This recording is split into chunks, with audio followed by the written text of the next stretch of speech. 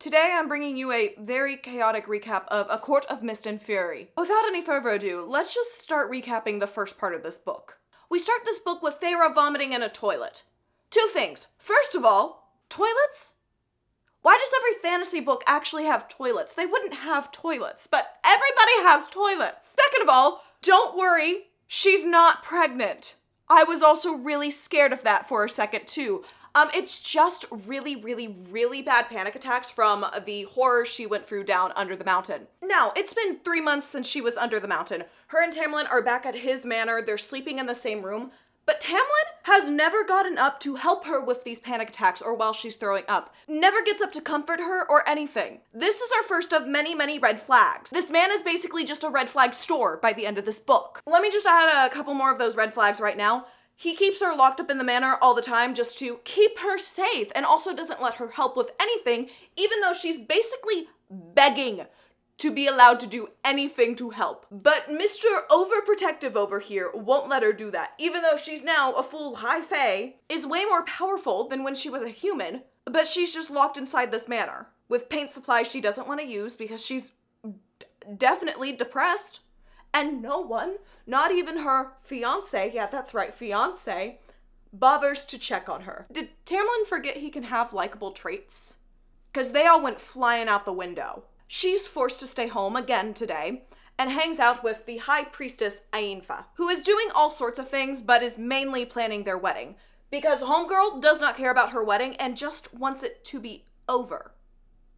If you're just wanting your wedding to be over, maybe rethink who you're with, like ASAP. Actually, just straight up leave. This girl is quite literally blinded by her own love for this man. This girl said, "Oh, a red flag? No, I must be colorblind. It must be green." Now, a little bit about the High Priestess. There are 12 High Priestess. They are kind of like High Lords, but they don't rule over one domain. They kind of help out all over the place of what we're told. High Priestess are very important, so yes, obviously we're gonna put her on wedding planning duty because that's the most important thing right now, clearly.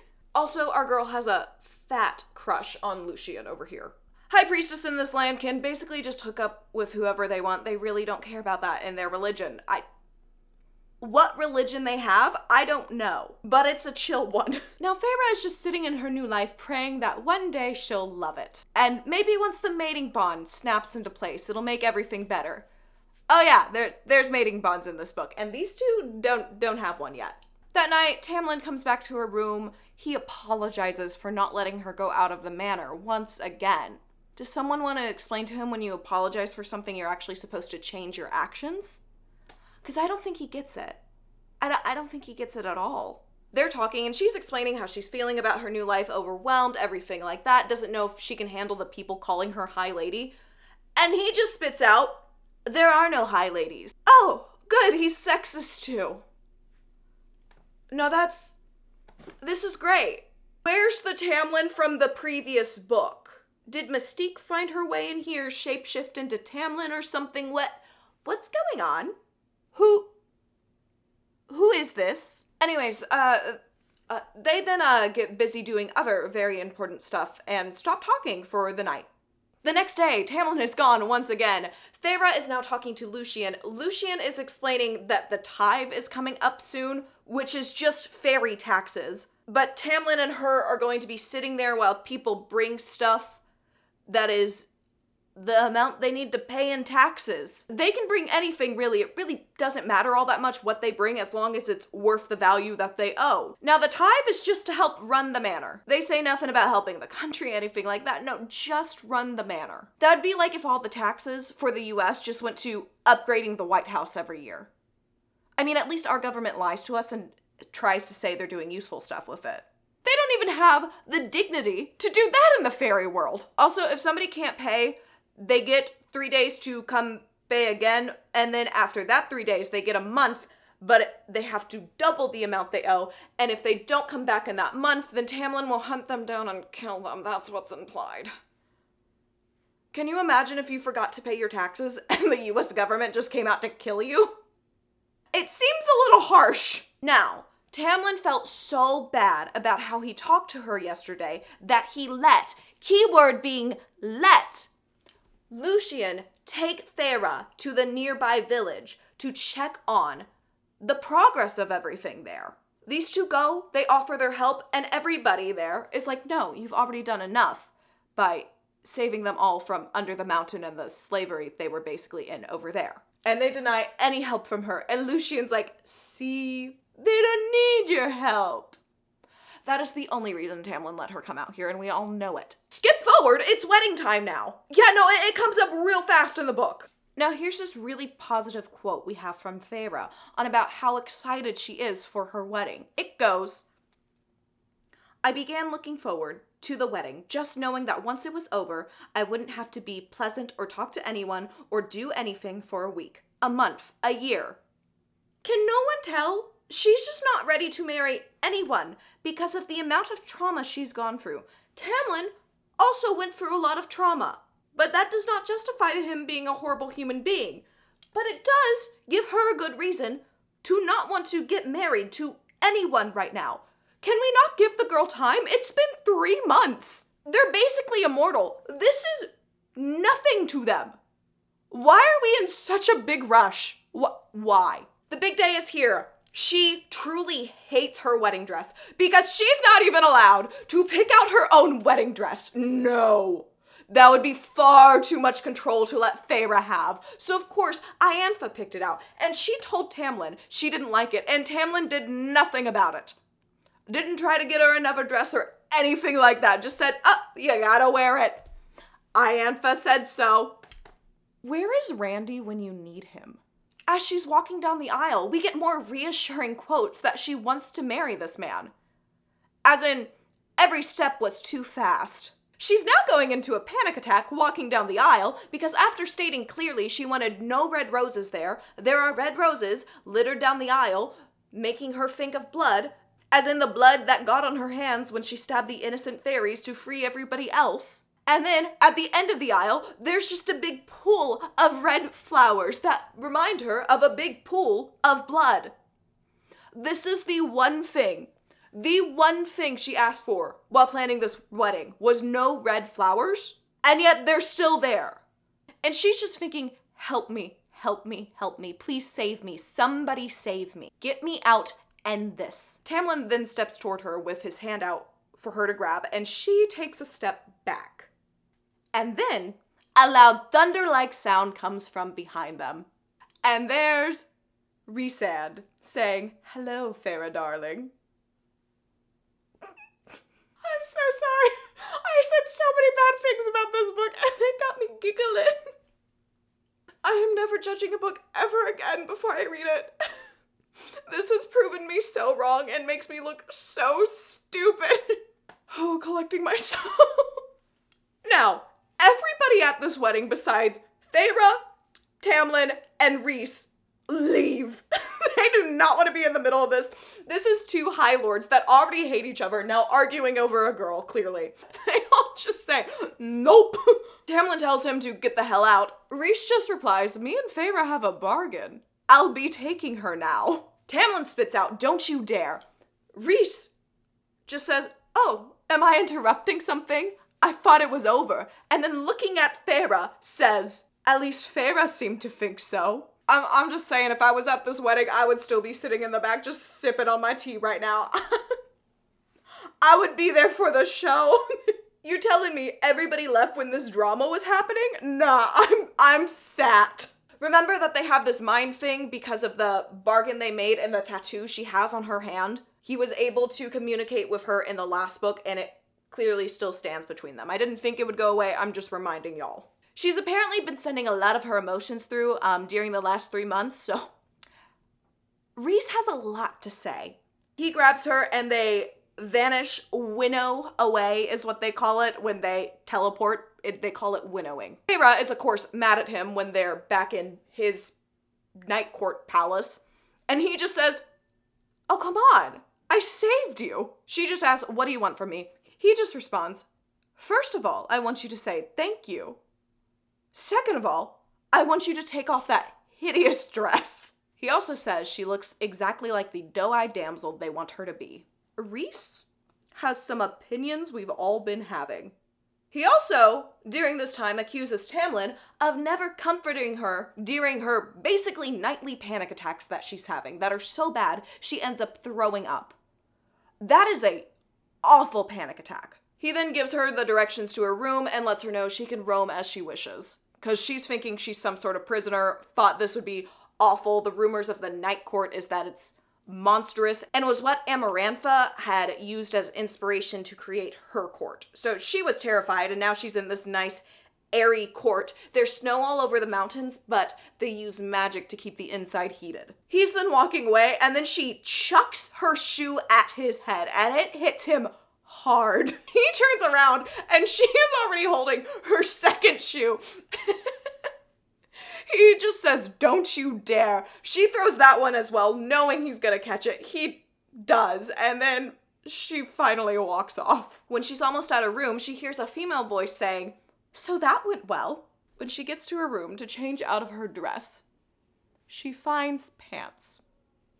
Now, Feyre doesn't like dresses. She likes pants. But Tamlin had provided none of those, even knowing she liked pants. They wanted her to have a certain look, so they made it happen. But Rhysand, with only having this emotional connection between the bond, has pants in there for her already. To be known is to be loved. And you will see that constantly with Rhysand. He barely knows her and is able to provide for her better than her fiancé. Her fiancé! Now, the next morning are twins from the last book who are called Naula and Cardigan. The name's been said one time in the audiobook. Don't judge me. They're not just shadow creatures now. They actually have a form. They look like people. And any times that she's at Rhys's place, they basically serve as her help to get ready and everything you need for help in a balanced manner. Feyre goes up to have breakfast with Rhys, and she asks him, "What do you want?" And he says, "For this week, I want you to learn how to read, and also shielding." Basically, so she can shield thoughts out of her mind so nobody can get in there at all. It's very dangerous to have her mind so vulnerable. Once again, her almost husband, fiancé, has not taught her how to read in the 3 months, even though she almost died because she didn't know how to do that. And didn't bother to train her at all. Has outright refused to train her when she asked because it would be a bad look and would break the peace that the citizens have right now if she was caught training. I'm just astonished. She pushes back and says, "I don't want to learn anything from you." Well, where else are you going to learn it, babes? Because clearly nobody else cares enough to teach you. No one, not a soul. Not the High Priestess, not Alice even, no one. He just asks, "Oh, are you going to go paint? How's that going for ya?" She hasn't painted in months.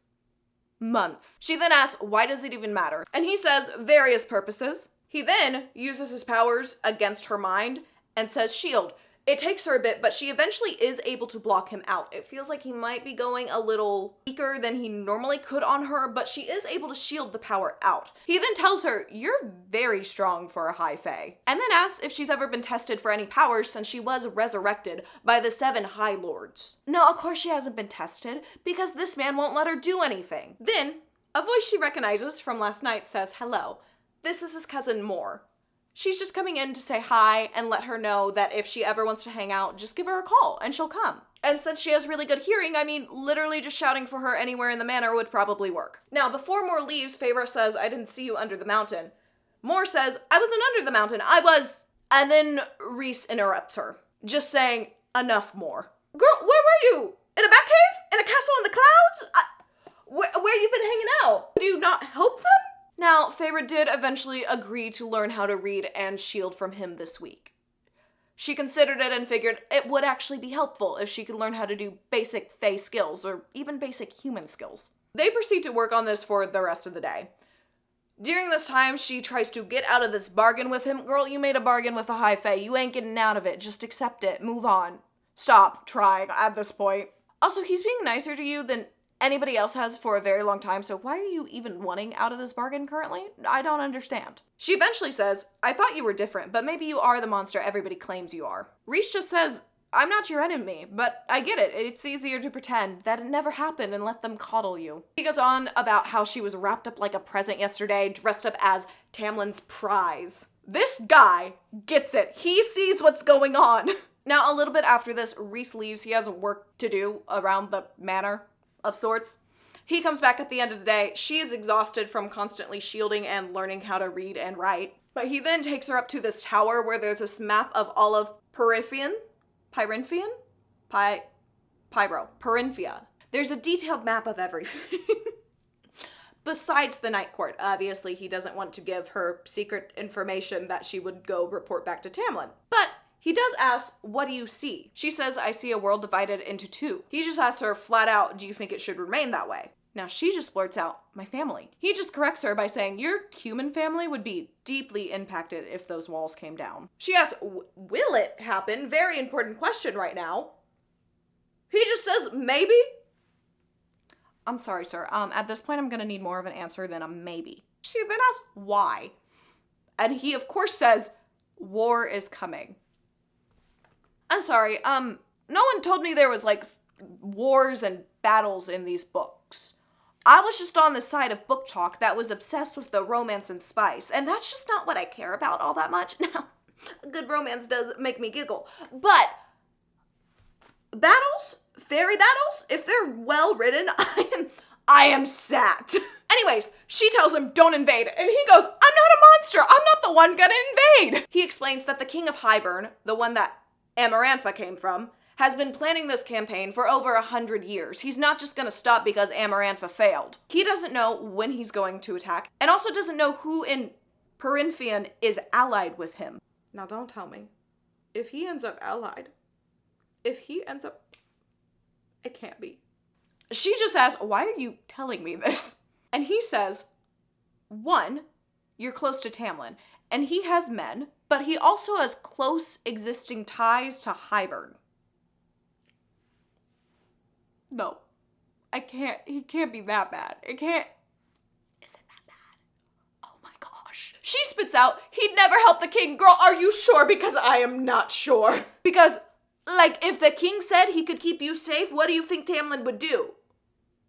What do you think crazy no-brain Tamlin would do? Rhys just says we just want to know if Tamlin is willing to fight with us. I feel like Rhys has to have suspicions on this, okay? But Tamlin doesn't like talking with me, so now Feyre gets the joy of being the go-between of these two men who can't stand each other. Now, secondly, you have skills that I need. Rumor is you caught a cereal. She just goes, it wasn't hard. And then the High Lord, Rhysand, says, I've tried multiple times and have failed every time.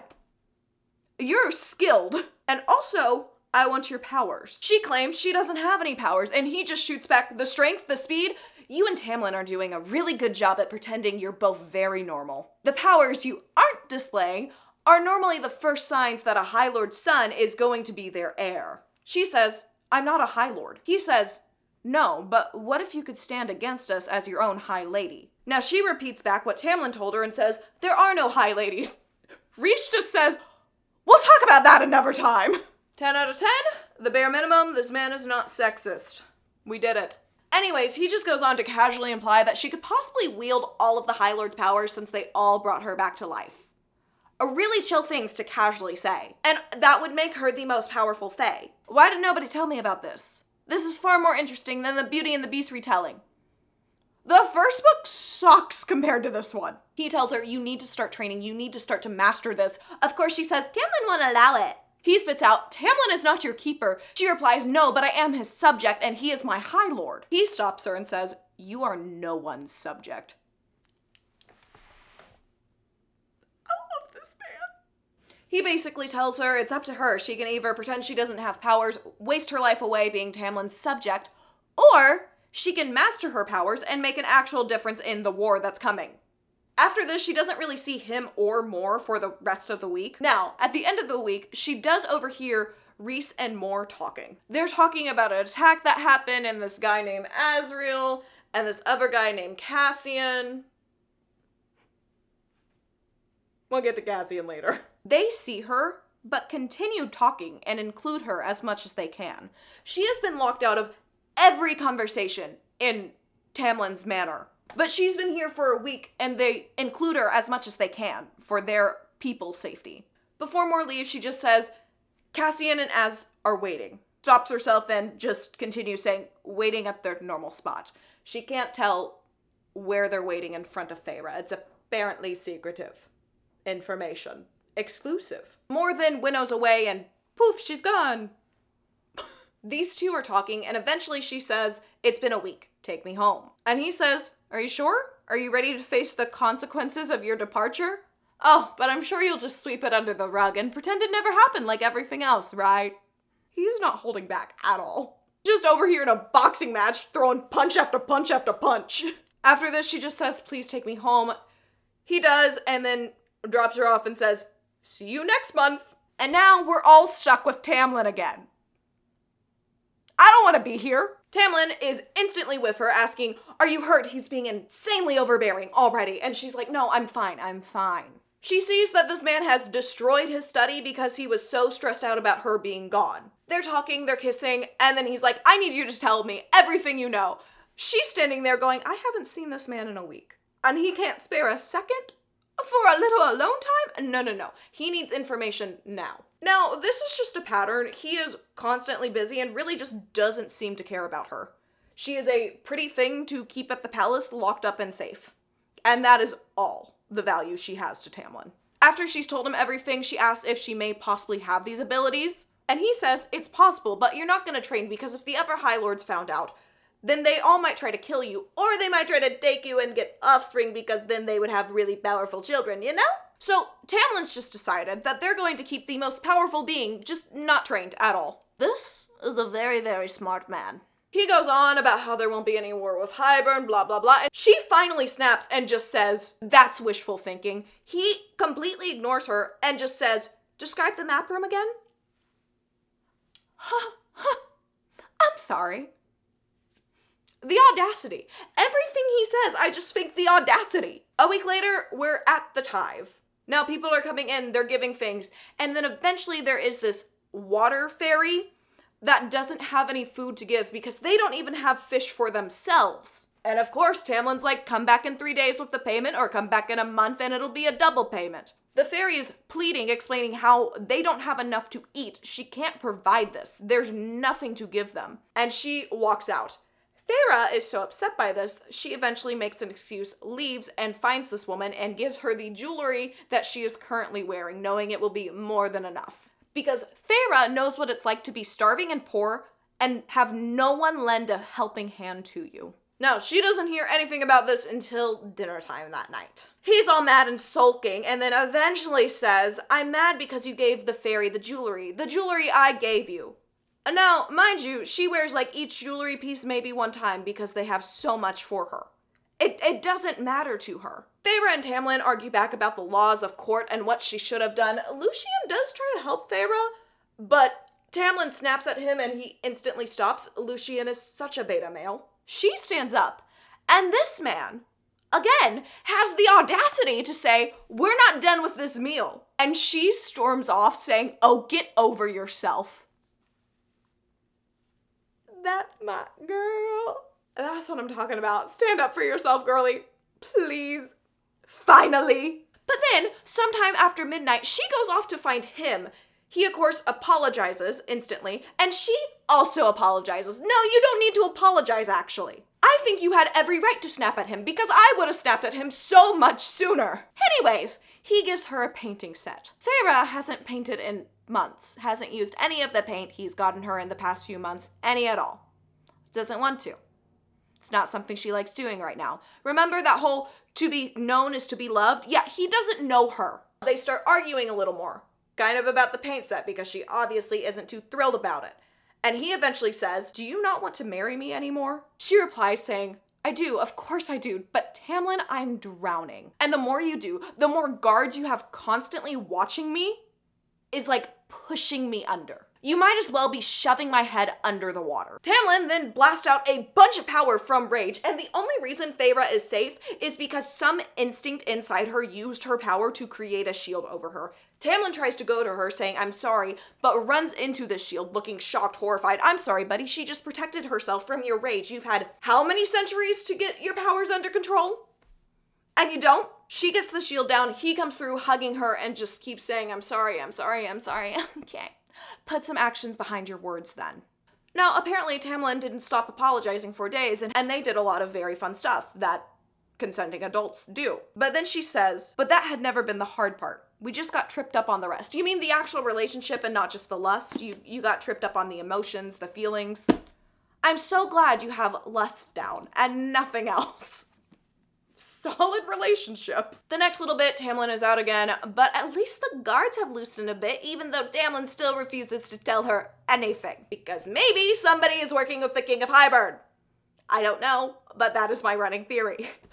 Finally, Rhys is back, and he takes her away from this awful place, and us as the readers, thank you so much. I'm forever in your debt. We get a break from Tamlin, again, finally. And she thinks going back with him is better than another day here. Oh, snap, girl. Once they get back, Rhys can tell that she's lost weight, like a concerning amount of weight, and instantly gets her food to eat and eats with her, because Rhys is the only guy that cares about her. She asks him, don't you have things to deal with? He responds, of course I do, but I'll always make time for you. It's the bare minimum, but it's so much better than what Tamlin will do. Her freaking fiance. I can't. I like how Tamlin is so bad, the bare minimum will have you swooning over this man in this book. Why are you awful? He then asks her what happened the one day he felt that sudden blast of rage through the bond. He hadn't really been feeling anything because she has her shields up now, but he did feel that, and it panicked him, clearly. She doesn't explain. She then tells him, I'm not going to be a part of the war you think is coming. You say I should be a weapon, not a pawn. They seem like the same to me. The only difference is who is wielding it. And he snaps, I want your help, not to manipulate you. And then she says, well, you're only doing this to piss off Tamlin anyways. He then responds with, fair. Considering what I did under the mountain, I see how you could see it that way. She proceeds to not say anything else, and then eventually he quietly says, I was a prisoner in her court for nearly 50 years. I was tortured, I was beaten, and I was used until only telling myself who I was, what I had to protect, kept me from trying to find a way to end it. Please help me. Please help me keep that from happening again. Perinthian. She doesn't respond right away, but this is the first time somebody's been vulnerable with her in so long. But she goes, oh, but Tamlin's loosened the guards, so, you know, I still can't help him right now. That's all over. Rhys has to head out to do some stuff for the rest of the week, but he does leave a pile of books by her door so she can start reading them. At the end of the week, he comes up, finds her curled up on a chair reading the books. He has a plate of food for her, but isn't giving it to her quite yet. Asking her, tell me what to do. Tell me how to help you. Again, something he hasn't asked. She doesn't respond. He then continues to say, months and months, and you're still a ghost. Does no one there ask what the hell is happening? Does your High Lord simply not care? Yeah, no, that's exactly it, I think. She still doesn't respond and just sends the words conversation over through the bond they have. He doesn't let the conversation be over. She then throws a book at his head, which before she threw it, she described herself having icy rage, and there was some kind of frost on the book, maybe? He then pushes her a little more to see what else she can do. Ice melted to flame, and my fingertips curled into fist. Alrighty then. He then takes her back. As soon as they get back, Tamlin says, get inside. And Rhys just says, fight it. And now her guards are back in full force. Now one day she's standing in one of the halls in the manor, and she sees Lucien's red hair. But her mind thinks it's Amarantha, because Amarantha also had red hair. And she gets her fingernails turn into claws, so some of his shape-shifting abilities are here. Once she knows it's Lucien, she does get the claws to go away. Lucien saw it, though, and goes over to her asking, how long has that been happening? And he says, I'll talk to Tamlin again and see if I can get him to let you train. Guess what? Tamlin doesn't let her, for her own safety. She storms off because she was in front of him when he said all of this, and he doesn't even try to apologize her until the next day. And it's just to say, there's activity at the western sea border, the one closest to Hybern, by the way, and he has to go check it out. Of course, She says, take me with you. Of course, he says no. He's saying it's too dangerous, blah, blah, blah. They're arguing back and forth, and she says, all right, fine. I'm going whether you like it or not. He says you aren't. She tries to walk out of the manor. Tamlin has put a force field around it. Other people can get in and out, but she can't. She is trapped in here, which if he knew his fiance at all would know that that's her worst nightmare, being trapped anywhere because she was trapped in a cell under a mountain for months. And you're gonna do that to her? Where she can't get out of the building? And you're gonna be gone for a week thinking you're the only one who can take away this force field. This is just the most insane character development I have ever seen. She then walks into the dining room and basically cocoons herself in shadows. She is in a full force panic attack. She's not mentally there at this point. She is checked out. Later, she's still in this cocoon of darkness. She hears two women talking outside of it, and one of the women says, please take her. She can tell it's Alice's voice. And then she hears more reply to her and picks her up and carries her out, saying, you're free. You're free. Because even Moore knows that her being free is more important than her being safe. Her being trapped somewhere is her own personal hell now. And he just did that to her. Moore then passes her over to Rhysand because she is still completely out of it from everything that's happened. And she just says, I did everything by the book. When she wakes up, she's on a couch. She notices that Rhysand is sitting in a chair and clearly looks relieved to see that she's up. She asks what happened. He explains that she was screaming and then had wrapped herself in shadows. Nobody could get in. The house staff was terrified, but she didn't hurt anyone. And he tells her, since this is not part of their bargain, she is under no obligation to go back unless she chooses to. And she just defeatedly says, I have nowhere else to go. Rhys, of course, offers for her to stay there, and she says, I have to go back at some point. No, you don't, honey. You don't have to go back at all. Leave the abusive ex in the past, please. But he just responds and says, say the word and it's done. He then lets her know that he has business to attend to elsewhere and he'll be gone for a few days. She should get some rest and they'll catch up when he gets back. She says, take me with you. He says, no, you should really rest. Again, she asks to go with him, adding please onto the end of it, basically begging him. And he says, if I take you with me, there is no going back. You cannot tell anybody in the Spring Court about what you see, not even Tamlin.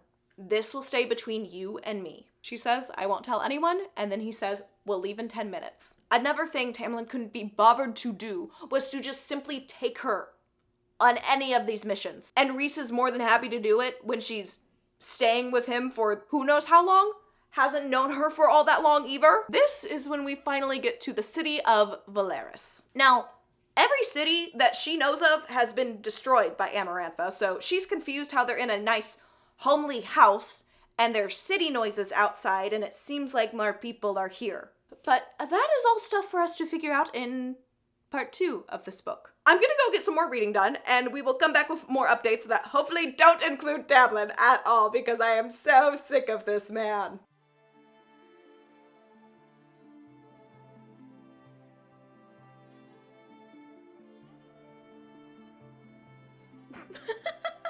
Girl.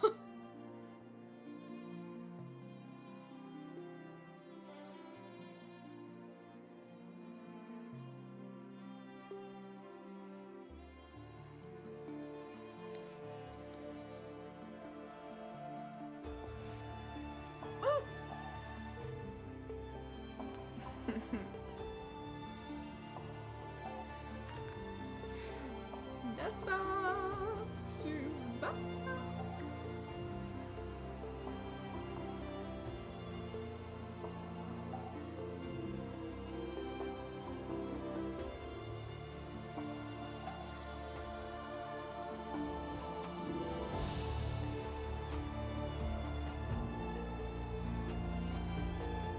What?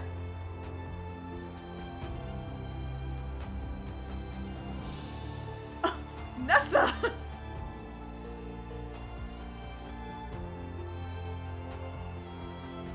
Nesta, I got news for you. You're really gonna end up liking one of these guys.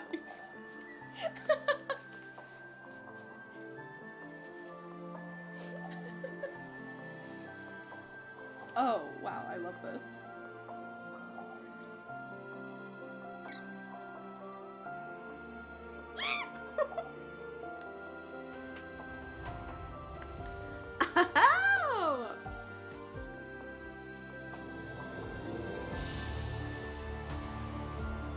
Oh, they don't like each other.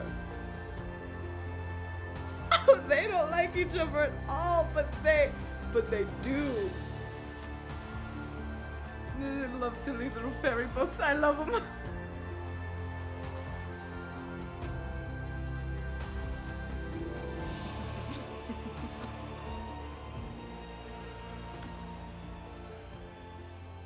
Now!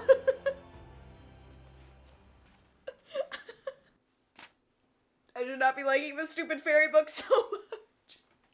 Oh, we have so much fun stuff to talk about.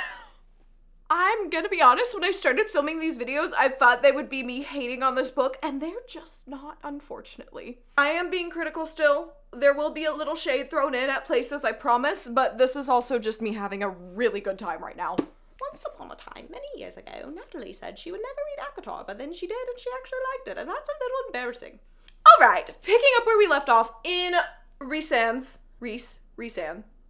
house in this city called Velaris. Rhys says, welcome home, explaining that he has 2 homes in the city. The one they're currently in is for friends and family only, and then the other one is for more formal meetings and stuff like that. He also explains that this house is heavily warded and there is no way for anybody else to get in besides the people he invites in, and now her. She's also going to be safe anywhere in Velaris because the city hasn't been breached in 5,000 years. There are 2 winged males outside banging on the door, also calling for him to open it. Rhys says, if you don't want to bother with meeting these 2 right now, you can just head upstairs. Perfectly fine. You'll meet them later. She takes that offer and goes right upstairs, and that's where the twins are waiting for her. She just asks the twins who was that. They explain it's Rhysand's inner circle. She's like, I didn't think High Lords really had inner circles that were that tight, because, you know, they're banging on the door, they're calling at him, they're poking fun at him.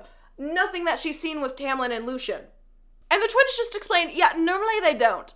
He's not like other High Lords. He's a cool High Lord. After she's up from her nap and these 2 are gone, Rhys takes her out into the city, and she sees that it is full of life, full of people, and is completely untouched by Amarantha and the horror she put on the rest of Pythian.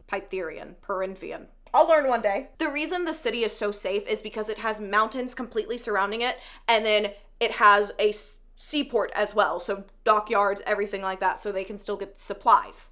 I don't know where they're getting it from if nobody knows they exist, but they're getting it. And the mountains are very heavily warded. So if somebody gets close to a mountain, all of a sudden they're like, maybe I should actually just turn around right now. Silly me, I don't want to be at this mountain. What was I thinking? And also, it's been kept secret by very ruthless leaders who have not let the secret get out, ever. I'm sure no one's had to die to keep this secret. Surely. Now, Rhys's second home is up on one of the mountains. He calls it the House of Wind. This is where he basically does business meetings and stuff. He explains to her that the reason Amarantha did not destroy the city is because, like everybody else, she did not know about the city, and Rhys never let her know about this city. That is why he basically sacrificed himself and just became Amarantha's whore, as he was called. Now, as they're walking through the city, people are smiling at Rhysand, waving at him, saying hi, just super friendly, and he knows every single one of their names. He takes her to the artist quarters, which is the biggest tourist trap in Velaris. I don't know how it's a tourist trap if nobody knows about it, but that's basically what it is. There's 5 theaters there, a bunch of museums, art shops, anything like that. She's very overwhelmed by everything she's seeing. She can't help but almost be angry at these people for being so innocent while the rest of the world went through so much horror for the past little bit, and while she went through so much in the past year, and just goes, I'm tired. Now, through their mind connection, Rhys knows what she's thinking and just says, my people are blameless. She knows he's right, but once again just says, I'm tired. They're back at the house, it's later in the day, they're about to go have dinner with his inner circle of people. Now, we've met Mor, but she's also going to meet Amran, who is his second in command. And the first thing she asks is, a woman? Because unlike some High Lords, Rhys isn't racist. Racist? Because unlike some High Lords, Rhys isn't sexist. Amran may look Fae, but she is something else entirely. And then he explains that Mor is actually third in command. She was thinking these 2 were higher up in command, and he makes a joke and says, only a fool would think an Alarian warrior is an apex predator in my inner circle. Now, she's thinking to herself that she's just waiting for the fear to hit in. She's about to meet 2 warriors, somebody who looks Fae but is something else, and she knows more, so that's not so scary. But the rest of them are pretty intimidating. And that fear doesn't kick in, and she finds herself thinking maybe it would be a mercy to be ended. Rhys hears this from the bond they have, and that's when he grabs her face and says, "Don't you ever think that, not for one damn second." And then, like what happened when she died, she flashes into his body and sees herself from his point of view and sees how malnourished and broken she looks through somebody else's eyes for the first time. She gets back into her own body and she thinks it's some sort of sick joke that he just pulled on her and made her see herself that way. And he's like, I didn't do that. You did it. Have you done that to anybody else before? She just thinks, Lucian, he hears it again through the mind bond and goes, that must have been a horrible time. And then he's thinking that maybe she was able to slip into his shields because she has a drop of all their powers, and maybe his shield thought she was him because of the bit of him she has in her. You know, sometimes I say things out loud from fantasy books and I realize how insane they sound. Okay, well, yeah. Anyways, that's why he thinks it's possible for her to get past his shields. Write that down for the test at the end. We're gonna go over that. He explains that creatures like him are called Damati. He actually says we're called Damati, which I believe is referring to her as well. It's basically people that can walk into another person's mind, and if they're very strong, they can basically take full control over them. And it's a very rare ability. Honestly, she's just thinking, this is way too much to take in right now. Am I one of those two? Her life is in shambles. This poor girl is learning something new about herself every day. He's trying to convince her to let him fly her up to the House of Wind, because otherwise they have to climb like literally 10,000 steps, and he doesn't want to do that. They can't winnow in there because wards. Okay, that's gonna be the excuse for not teleporting a lot of times, because wards are there. So they can't get past those sneaky wards. Also, it's nighttime now, and Velaris is called the City of Stars, so the stars are really, really pretty. Like the prettiest stars you've ever seen in your life, times 10 most likely, times 100. They're sparkling, beautiful. If you can visualize that, that's great. I can't. Aphantasia. He eventually gets her to agree to fly with him, and they take off. When they get there, they play the classic fantasy game that happens in every fantasy book, I swear, where it's the I'll tell you my deepest, darkest thoughts if you tell me yours. I don't know why I'm complaining about this. I actually really like this trope. Anyway, he offers up his first, which are, I'm thinking that I spent 50 years locked under the mountain and sometimes let myself dream of this place, but I never expected to see it again. I'm thinking that I wish I had been the one who slaughtered her. I'm thinking that if war comes, it might be a long while yet before I get to have a night like this. After a little more persuading, we get her thoughts. And she says, I'm thinking that I must have been a fool in love to allow myself to be shown so little of the spring court. I'm thinking there's a great deal of that territory I was never allowed to see or hear about, and maybe I would have lived in ignorance forever like some pet. I'm thinking that I was a lonely, hopeless person, and I might have fallen in love with the first thing that showed me a hint of kindness and safety. And I'm thinking maybe he knew that. Maybe not actively, but maybe he wanted to be that person for someone. And maybe that worked for who I was before. Maybe it doesn't work for what I am now. They're bonding. Really casual, coffee chats. Honestly, if you're hanging out with me, I can meet somebody for the first time and we will go into the deepest conversations because I have no problem.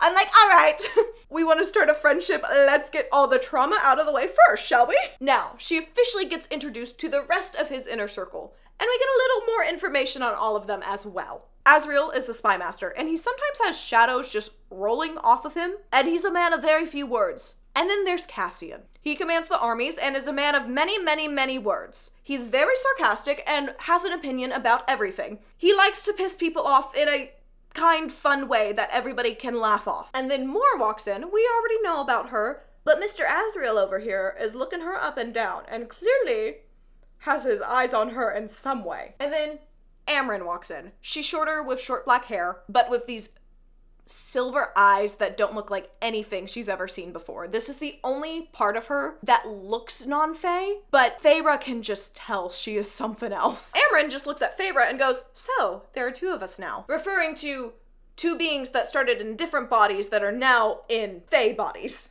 And then she says, though there is a third. she looks at Rhysand and says, I don't think you've heard from Miriam in centuries. Interesting. Yeah, no, interesting. I want to know more about Miriam. What's going on here? Who's Miriam? I feel like at some point we're gonna really know who Miriam is, but right now I don't know and I'm very confused. The only other information we get about Miriam is Rhys saying, Miriam and Darkon are doing well as far as I know. Well, that's great. Who is she? Who's he? What? How powerful is this being? Because I feel like they must be mighty powerful and they're coming up later. They're all eating and chatting and they call it a family dinner and it truly feels and looks like one. These are the closest bonds you can have with anybody without it being blood bonds. Honestly, even closer than if you were blood related with them. Which is entirely different than how it felt in Tamlin's court. Asriel and Cassian are wearing these gems and they explain they are siphons for their power. Basically, without them, these two are just a giant wrecking ball of power, but there's no way to really hone in their skills and make it useful in close combat. So that's why they have the siphons on them. Now, eventually, she says, I didn't see any of you under the mountain. And Rhys says, because they weren't. Amarantha didn't know any of them existed. And when someone tried to tell her about them, they suddenly found themselves without a mind to do so. Rhys did so much to protect his city and his friends when he was taken. When their powers were taken and less with scraps, he was left with a lot more, but it seemed like a lot less because he was controlling so many minds to keep his friends safe, to keep Velaris safe, and was sacrificing himself as Amarantha's whore to keep everyone else he loved safe and to keep quiet himself. She then asked, how did they all meet, to move the conversation in a not so depressing direction. Cassian, of course, is the one to jump right onto this topic. He is so excited to tell this backstory because Cassian loves the sound of his own voice more than anything else, I think. He starts the story with, well, we all hated each other at first, which is the start of any good friendship story, let me tell ya. He's explaining how Illyrians are trained to fight in war camps from a very young age, and they're also obsessed with lineage like the High Fae are, so Asriel and Cassian being bastards left them very low on the totem pole. Rhysand explains that his mother and father married because of the mating bonds. They weren't really a great match, but it worked. But that's also why he's half Illyrian as well. Normally a High Fae would be expected to marry another High Fae to keep the bloodline pure. And that his mother brought him to one of these Illyrian war camps when he was 8 to train. Now, she lived just outside of the camp so he could train without her being there because moms aren't supposed to be at your war camp training. And the way these two met is because Cassian would battle other people for their clothing or other stuff. And here comes Rhys in his new fancy princeling clothing and Cassian and completely destroys him. Beats him up real bad. After that, Rhys goes to his home that his mom has made for them. She cleans him up, gets him ready for bed. But as he's looking out the window that night later, he sees Cassian just walking off into the middle of nowhere. He asks his mom, where is he going? And she explains that the bastard children just have to find somewhere to sleep outside. And so Rhys goes out after him and invites him in, and Cassian is just adopted into the family. They still don't like each other though. It's just a mutual bond. But when they start liking each other is when Asriel shows up and they have another common enemy now. They explain that Asriel is something they call a shadow singer. They don't explain the Shadow Singer's abilities too much, but that's what he is. That's the shadows that are rolling off of him. He can control shadows, most likely, I would guess. These two made Asriel's life a living hell, but Rhys's mother knows Asriel's mother, and Asriel came to live with them as well. And then soon everybody in the camp started to not like them, so they decided for their own good they would all ally together. But then the war came, and his father saw that Rhys had aligned himself with two of the most powerful Illyrians, so he split them all up during the war. Because if he didn't, he was afraid that Rhys would try and overthrow him for the crown early. Cassian is saying they would check the list of casualties every day to see if anybody's name was on there, one of their names. And then one day Rhys was taken, and that's when Rhys stops this conversation, and he's like, that's a story for another time. Rhys takes over, saying, once I became High Lord, I had all of them come in as my inner circle. And I told everybody else that was already in the court that if they wanted to stay, they could, or they could just leave. And everybody left. Because when you already have a not full High Fae king, and then he invites a bunch of other not full High Fae to be the highest ranking in the court, and nobody else wants to deal with it. But they do tolerate him because he basically just gave them full control of the Hewn city, the city of Hune, and that's where they're ruling and governing themselves under the mountain in this pit of evil, basically. Feyre puts two and two together and realizes that this is the night court that Amarantha modeled her court after, not the night court that she now knows of Velaris and these group of jolly people. Jolly? Huh. Jolly good day, mate! Moore just calls the court under the mountain the night court. Feyre's like, what's this then? Moore says the court of dreams. Feyre then asks the women about their story because they haven't chimed in yet. Amren just simply explains that she'd never been a second in command before and it sounded interesting, so that's why she's here. Moore explains that she was a dreamer born in a nightmare. So she got out. Cassian asks for Feyre's backstory, and she tells us basically everything we learned in the first book, so I'm not going to recap all of that for you again. If you didn't watch the first one and are randomly here and don't know her backstory, here you go. It's somewhere over here if I remember to put it in. Most likely I won't. Should be able to find it pretty easy. It'll be fine. If you are looking for that video, you should just go ahead and hit that subscribe button. It really helps a girl out. I do appreciate it. Anyways, back to our story now. Cassian then offers to train her how to fight after he hears her story. She then out loud says, "You don't think it will send a bad message, me learning how to fight and use weapons?" And then she realizes how stupid that sounds and the lies she's been being fed for months by the Spring Court. Moore speaks up saying, "As someone who was in your shoes once, let me tell you two things. One, you left the Spring Court. If that doesn't send a message good or bad, then nothing will. Second, I once lived in a place where the opinions of others mattered to me and it suffocated me. So, understand me when I say I know how you feel. And with courage, you can say to hell with a reputation and do whatever you need and love to do." Feyre then meets Cass's gaze and says, "I'll think about it." And then she looks at Rhys and says, "I accept your offer to work with you, to earn my keep, and to help with Hybern in whatever way I can." He just says, "Good, we start tomorrow."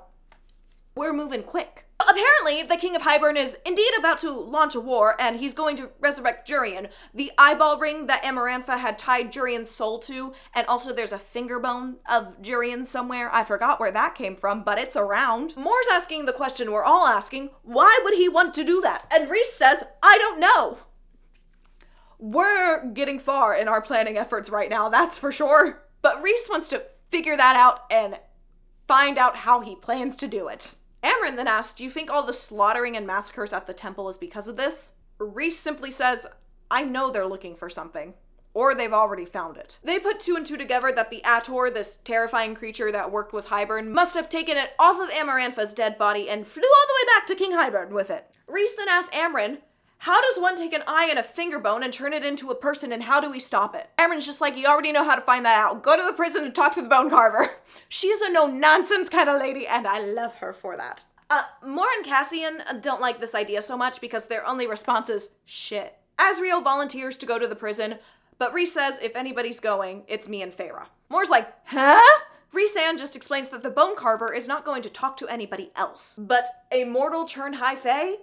Now that's somebody he's going to be willing to talk to. Rhys, looking at Feyre, then says, "It's your choice." Feyre just responds, "How bad could it be?" Cassian chimes in, "Bad." Now, during the evening, she had felt some of Rhys's emotions come through the bond that they have again, and she then asked him about it, and Rhys says, "I don't have an explanation for what you felt tonight. I'm still learning how and why we can feel things that the other doesn't want known."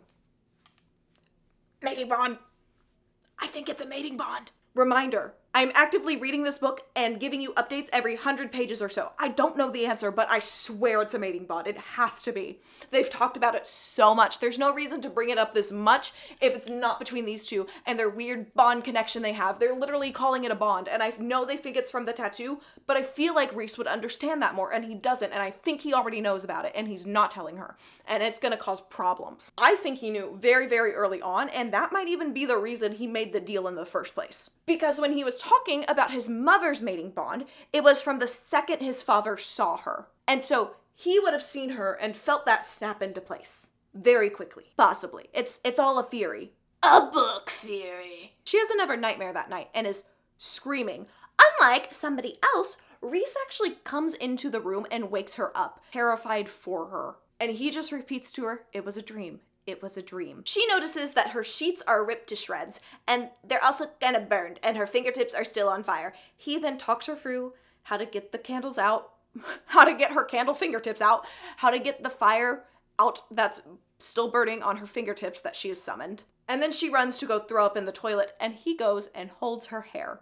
He also tells her about the nightmares he's had and tries to sympathize with her a little bit, and also explains to her that the fire powers come from Autumn Court because she asked. Next day, we're going to the prison. She sees this giant rock mountain formation, and Reese is like, we're going in there. She instantly panics and is like, I can't do it. And then goes and hides in her room the rest of the day because Reese said, no judgment, we're going back. The next morning, Amren is standing at the foot of her bed holding out an amulet and is like, wear this. They can never keep you if you wear it. It's what got me out. She also makes it very clear that as soon as Feyre is back, she expects to have that amulet back in her possession. These two are now back walking towards the prison. They can't winnow there because wards, again, there's always wards. And then they walk down, down, down. It probably took hours to do this. She is kind of panicking this whole time, but they're also holding hands the whole time. It's kind of cute, let's be honest. Reese explains to us during this time that this is where Amren was, and they don't even have books that go back far enough to know when she was put in here. She's probably like a whole millennia old or something like that. Feyre then asks, where did she come from? And Reese says, I don't know. Though there are legends that claim when the world was born, there were rips in the fabric of the realms. That in the chaos of forming creatures from other worlds could walk through one of those rips and enter our world. But the rips closed at will, and the creatures could become trapped with no way home. Is this an introduction to the Massiverse? Are we gonna have like endgame crossover realm timeline at some point? I haven't read any of her other books, but is this the new Infinity Wars? Because I'm down, honestly. Fantasy Infinity Wars, I'm sat. As they're walking, he also explains that the Bone Carver will appear to both of them as different things. They finally make it to the Bone Carver, and to Feyre, he appears as an 8-year-old boy. And then Reese throws him the bone, which was the bone that officially killed the worm in the first task that Feyre was in. Now, the Bone Carver asks Feyre, where did you go when you died? And she starts explaining that she found this tether and went to Reese, and then eventually followed this bond back to her. He continues to ask a few more questions to her. Reese is finally like, you said a question for a question. Let me think real fast. You've asked 6 questions. She then asks her question, which is, if there was no body, nothing but perhaps a bit of bone, would there be a way to resurrect that person, to grow them a new body, put their soul into it? At first, the Bone Carver is saying there's no way, unless...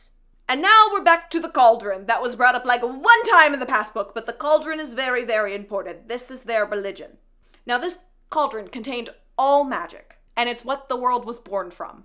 But then the cauldron fell into the wrong hands, and awful things were done, obviously, and wicked things were forged with it. And then eventually the cauldron was stolen back at a great cost, and it can't be destroyed, not allowed. Because it had made all things, so if it was broken, life would cease to exist. And then it was hidden and forgotten. They asked, where did they hide it? It was at the bottom of a lake, but it's not there anymore.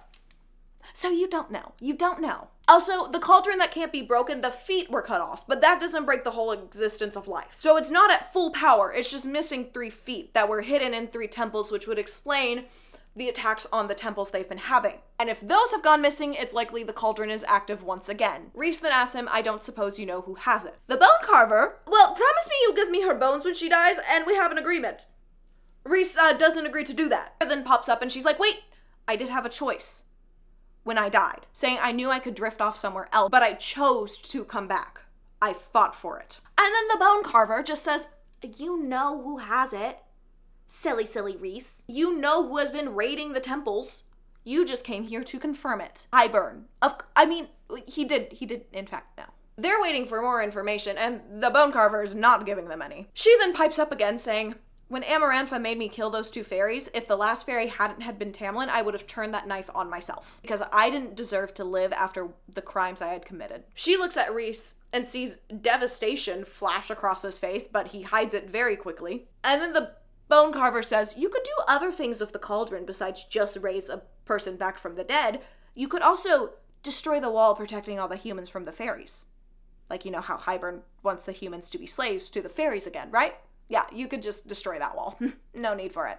The Bone Carver says there is a way to stop it, because when the cauldron was made, the last bit of the ore was used to make a book. The Book of the Breathing. In it is written the spell to negate the power of the cauldron, basically making it useless, and giving full control of the power of the cauldron to the person who has the spell from the Book of the Breathing. Now, after the war, the book was split in two, a crime for all book lovers across the world. But it was split in two, and a half was given to the fairies, and another half was given to the 6 mortal queens. It was really just symbolic because no one from this world was really supposed to be able to say the spell in there, and the cauldron had been lost for a millennia at this point. Back to the no creature on this earth could say the spell. If there was a person that was literally forged anew here recently, they might be able to. Now, apparently the High Lord of the Summer Court possesses one half of it and has it locked under basically a blood bond key thing. No one's gonna get to it without him knowing. Now, the Immortal Queens have the other part of the book, but if any fairy tries to winnow into that place or take the book, it will just melt down into ore and be lost forever. So it has to come from the queens without any manipulations from the fairy. So basically, reunite both of the books, and you can nullify the cauldron. It's so simple. And then they leave. When they get back, they fill in the others besides Amryn, who is not there currently, about everything the Bone Carver told them. Rhys says they will need to go to Hybern. They're like, Hybern's like as heavily warded as Velaris is. That's gonna be really hard to do. He's like, that's why we need to start planning now. While we are also looking for the books, so as soon as we have those, we can go get the cauldron from Hybern. And explains that because Feyre has a bit of all of their magic, she may be able to track the book down that the Summer Court has, because she does have a bit of his magic as well, and may be able to get it because that magic may recognize her as him. But he has an idea on how to test this theory before they just try to go after the book. It's for an object that he's been missing for a considerably long time. People are definitely a little shocked by this, and she's like, where am I finding this? He's like, it's with the Weaver. She asks, who's the Weaver? Asriel explains it's an ancient, evil, wicked creature who should remain unbothered, raise hand. Find another way to test her. Rhys just looks at Feyre, implying that it's up to her. She finally just says, the Bone Carver, the Weaver, can you guys just not call anybody by their given name? She gets Cassian to chuckle at this. Big win, honestly. Rhys looks at her and goes, what about adding one more name onto that list? Emissary of the Night Court, to the human realm. He explains that the human world needs to be prepared as they are, and that they will need somewhere neutral where they can meet up and talk with the Immortal Queens. She instantly goes, my house, we can go there. They won't be happy about it, but I can make them. Officially agrees to be their emissary, and Rhys says, then it's settled. Once Feyre, darling, returns from the Weaver, we'll bring Hybern to its knees. The next day, he's getting her ready to go get the thing that she needs to get. Lots of info on this thing that she needs to get, but he wants her to find it just by feeling its power call to her as it would call to him. While he's getting her ready, she says, you already knew all of this information that the Bone Carver told us. Why didn't you tell me? You just wanted it confirmed. He goes, well, you didn't agree to work with me until 2 days ago, so I couldn't tell you then. I would have told you 2 months ago if you would have agreed to work with me then, but you didn't. She goes, okay, fair. Just no more secrets from now on. I feel like he's keeping a very big secret right now, but maybe he's not, maybe he's not. He just says, will do. He's helping her put on this harness of knives, and I can't help but imagine just like a rock climbing harness that you would put on. I need to look up a picture of what outfit she is wearing, because my aphantasia brain has nothing to go off of here. Nothing at all. I am lost. Anyways, they're talking while he's doing this, and she notices every single place this man touches her. He tells her, don't make a sound or touch anything else while you're in there. If you do, she'll know you're there. She's blind, so if you don't do any of that, she won't know you're in there. But if she's not deaf also, would she not hear somebody just walking into her house? Am I crazy for thinking this? Whatever. Fantasy book. She's like, so I'm your huntress and your thief now. Got it. And he goes, no. You are my salvation, Feyre. They winnow into these woods that are nearby. It's a woods that's basically in no man's land. It's also very close to the mountain with Amarantha. He starts making some flirty / suggestive in other ways dialogue that he knows is going to bother her and distract her from the fact that they're near the place where she was in prison for 3 months and where he was also in prison for 3 months by an evil villain. Lots of trauma to deal with. They get to the clearing. He can't go any closer or this Weaver will know it's him and he's not allowed to be there at all or there will be harsh punishments. So he can't get any closer. But she starts sneaking to the cottage. Looks really nice and welcoming. The door is even cracked open a little bit. It's like a trap for a mouse. She walks in, she's not feeling anything. The Weaver is making thread on her loom. I guess she's weaving, technically. Is that weaving? I don't know.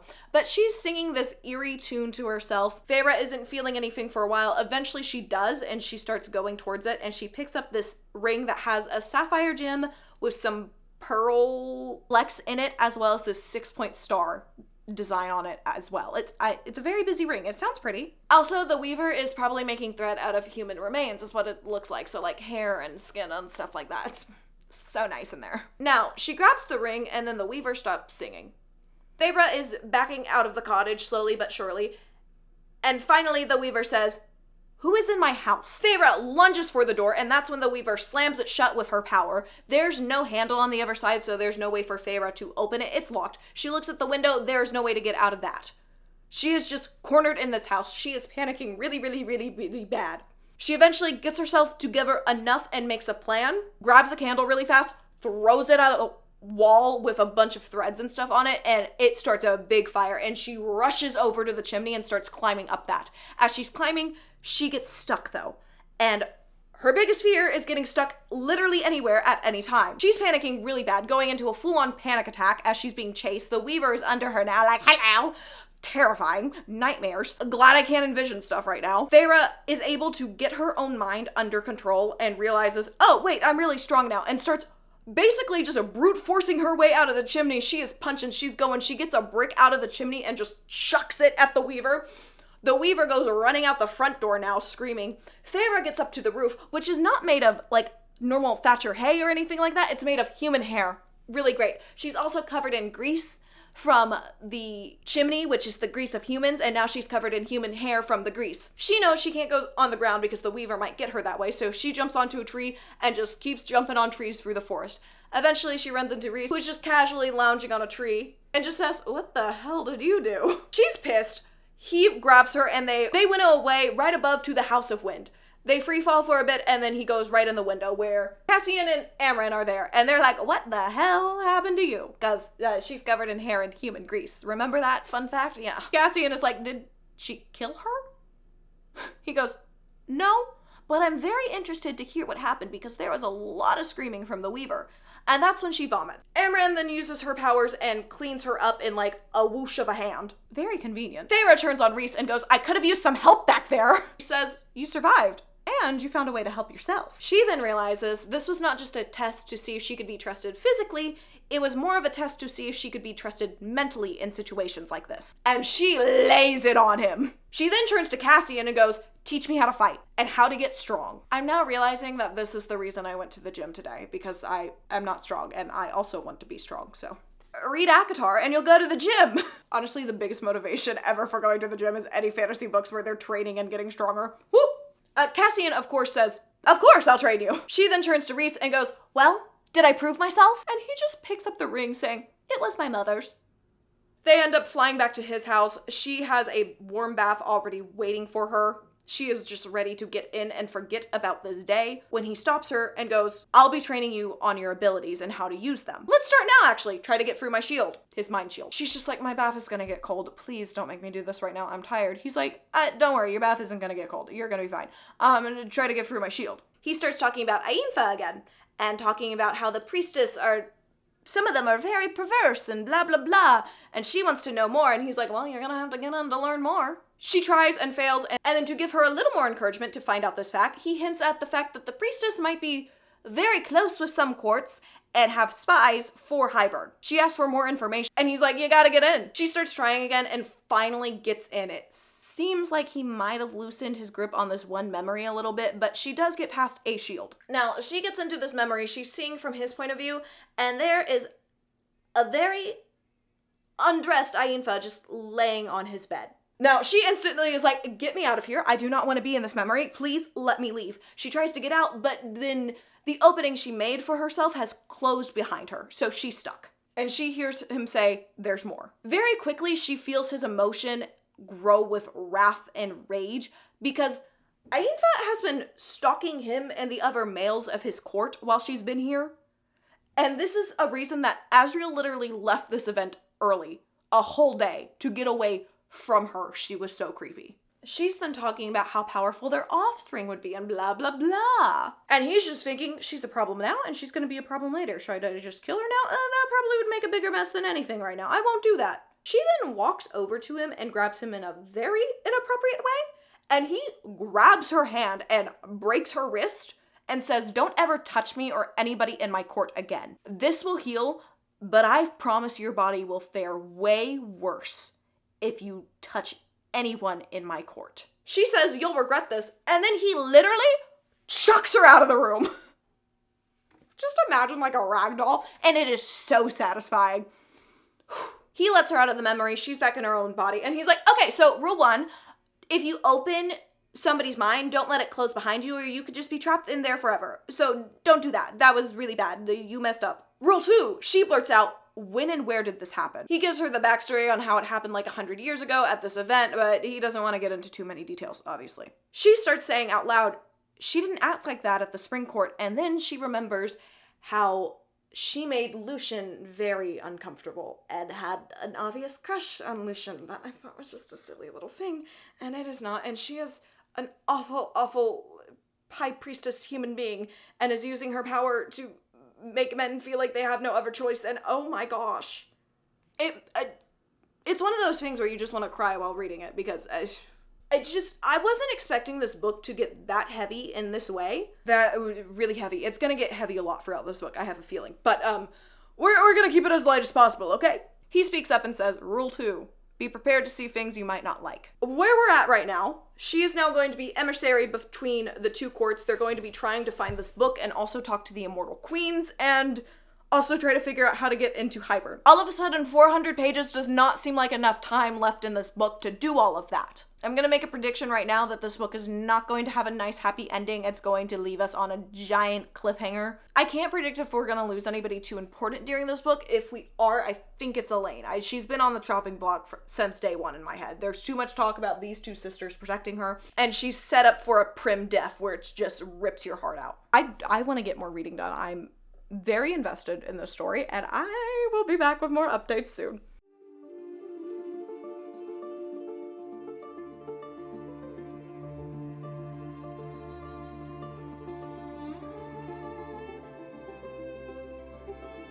I love it. I love it.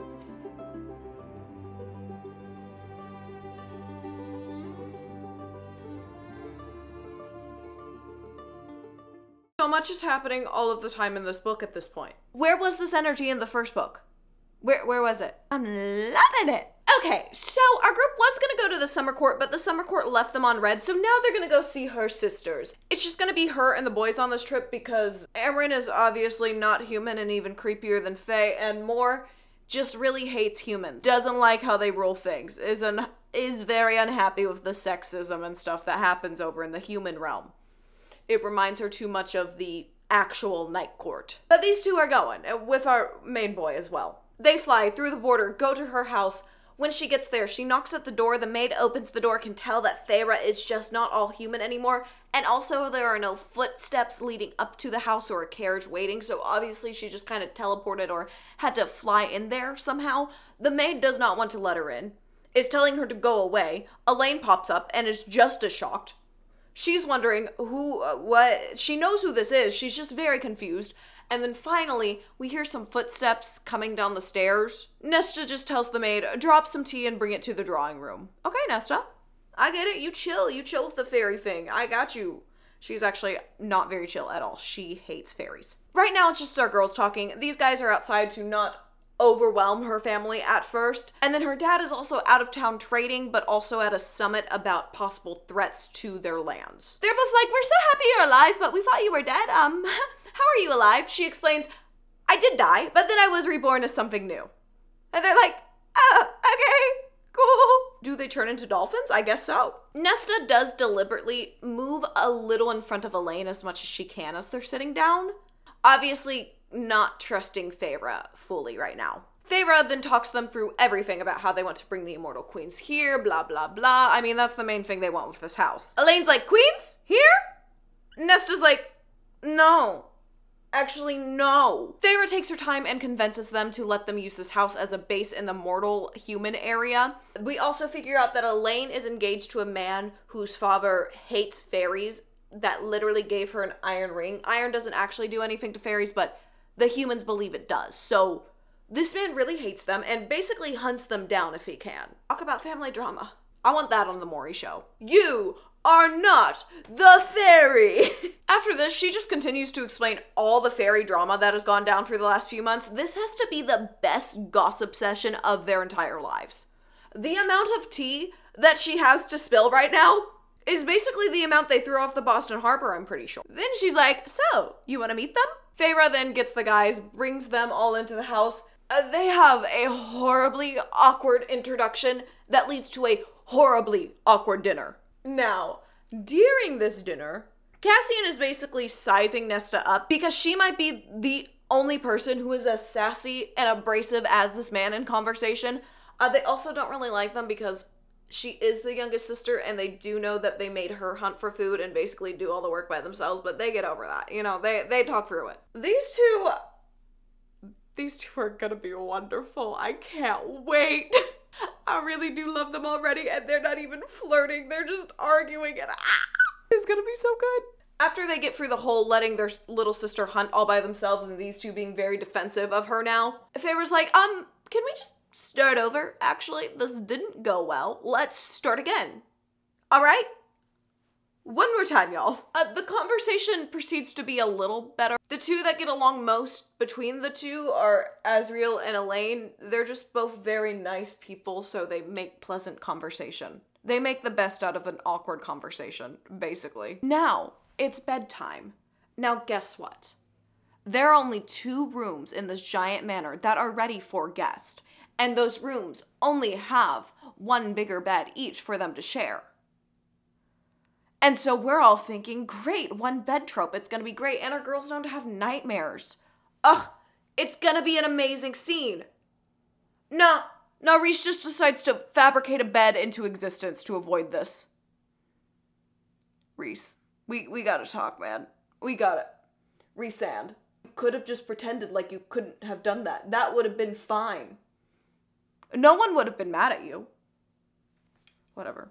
We do get some relationship building convos between them, including finding out that her birthday is on the winter solstice. The next couple days they work on training her abilities, but they're also writing their letter to the Immortal Queens to try to plead their case to get the half of the book that they have. But these two go out to train her abilities. He's like, light the candle, then douse it, then relight it, blah, blah, blah, do all these things. And she's like, I can't do that. Can you just leave me alone actually in the middle of the woods all by myself? And he's like, okay, fine. I'll just, I guess, scream if you need me. After a while, she's resting and writing this magic note that is basically just texting for fairies back and forth with Reese.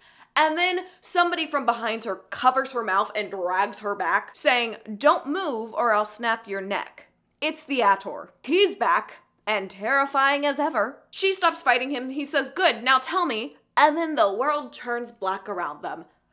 Reese is here and Reese is mad. Resand takes care of this situation very, very quickly, gets him secured to a tree, and then goes, I was wondering where you slivered off to. Reese just starts casually torturing him then, and gets him to admit who sent him, the king, of course, and also he learns that armies are on their way, they're coming soon, to a theater near you, and also the armies are very large, with allies in every territory.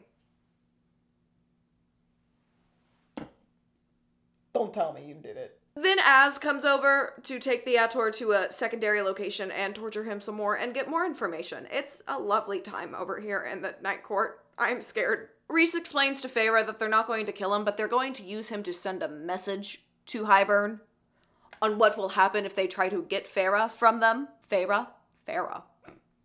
If they try to get Feyre from them. And he also says, I was just wondering who would come after you first when you were alone. She just says, you used me as bait? She starts arguing, getting mad, tries to go after him. She gets one good shove on him, but then he starts winnowing here and there and everywhere, and she cannot get to him fast enough. And finally, she gets so mad and winnows for the first time ever and ends up tackling him. He laughs, but she snarls and says, don't ever use me as bait again. He stops laughing. It's not as funny anymore. And she continues saying, "You said I could be a weapon. Teach me to become one. Don't use me like a pawn. If being one is part of my work for you, then I'm done. Done." Fair enough. She can't winnow again. She doesn't even know how she did it in the first place.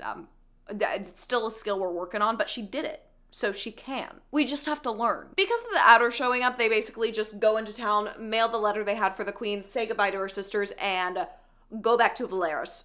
He goes off to torture the Outer with Az and learn that information that's needed. When he comes back from that, Feyre's like, "What happened?"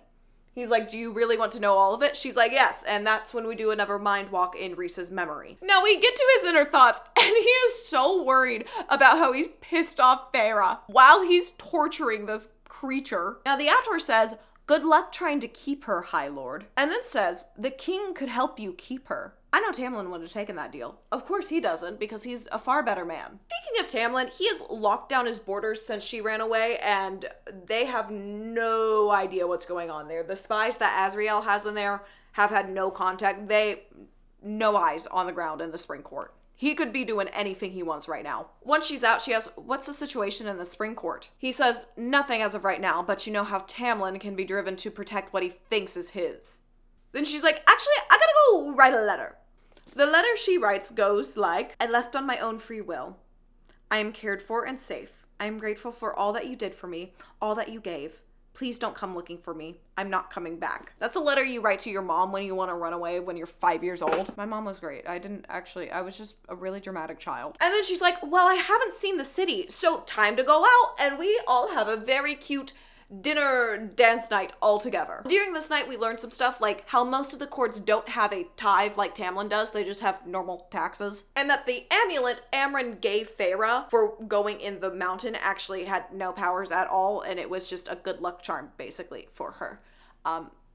Amren does let her keep it though, which seems like a very, very big deal for Amren. After dinner, the other bit of the party wants to split up and go dancing. Rhys can tell that Feyre doesn't, so he decides to make an excuse to go back to the townhouse with her. He shows her his favorite view in the city. We also learned that he tried to get with Amren once a very long time ago. He learned that that was a really bad idea and doesn't want to proceed with that ever again. He also dives into a little of why he isn't married, because he is the most powerful High Lord, which also makes him the most targeted High Lord. And the fact that he is not full High Fae and mixed with something else makes a lot of people not like him. So anybody in his family will be a target, and any children would have been a target, and most women don't want their children to be possibly hunted for their whole lives. Also, very important, we learned that the traders that come in to trade with Velaris have a spell cast on them, so when they leave, they don't really remember what they were doing there or where they were. I'm just gonna say that the rest of the spell logistics work out and they know how to get back and trade. It's fine, trading works. They continue to walk back. She hears the same song she heard when she was in the dungeon that kept her from completely breaking apart. And then she realizes if she's hearing it in Velaris,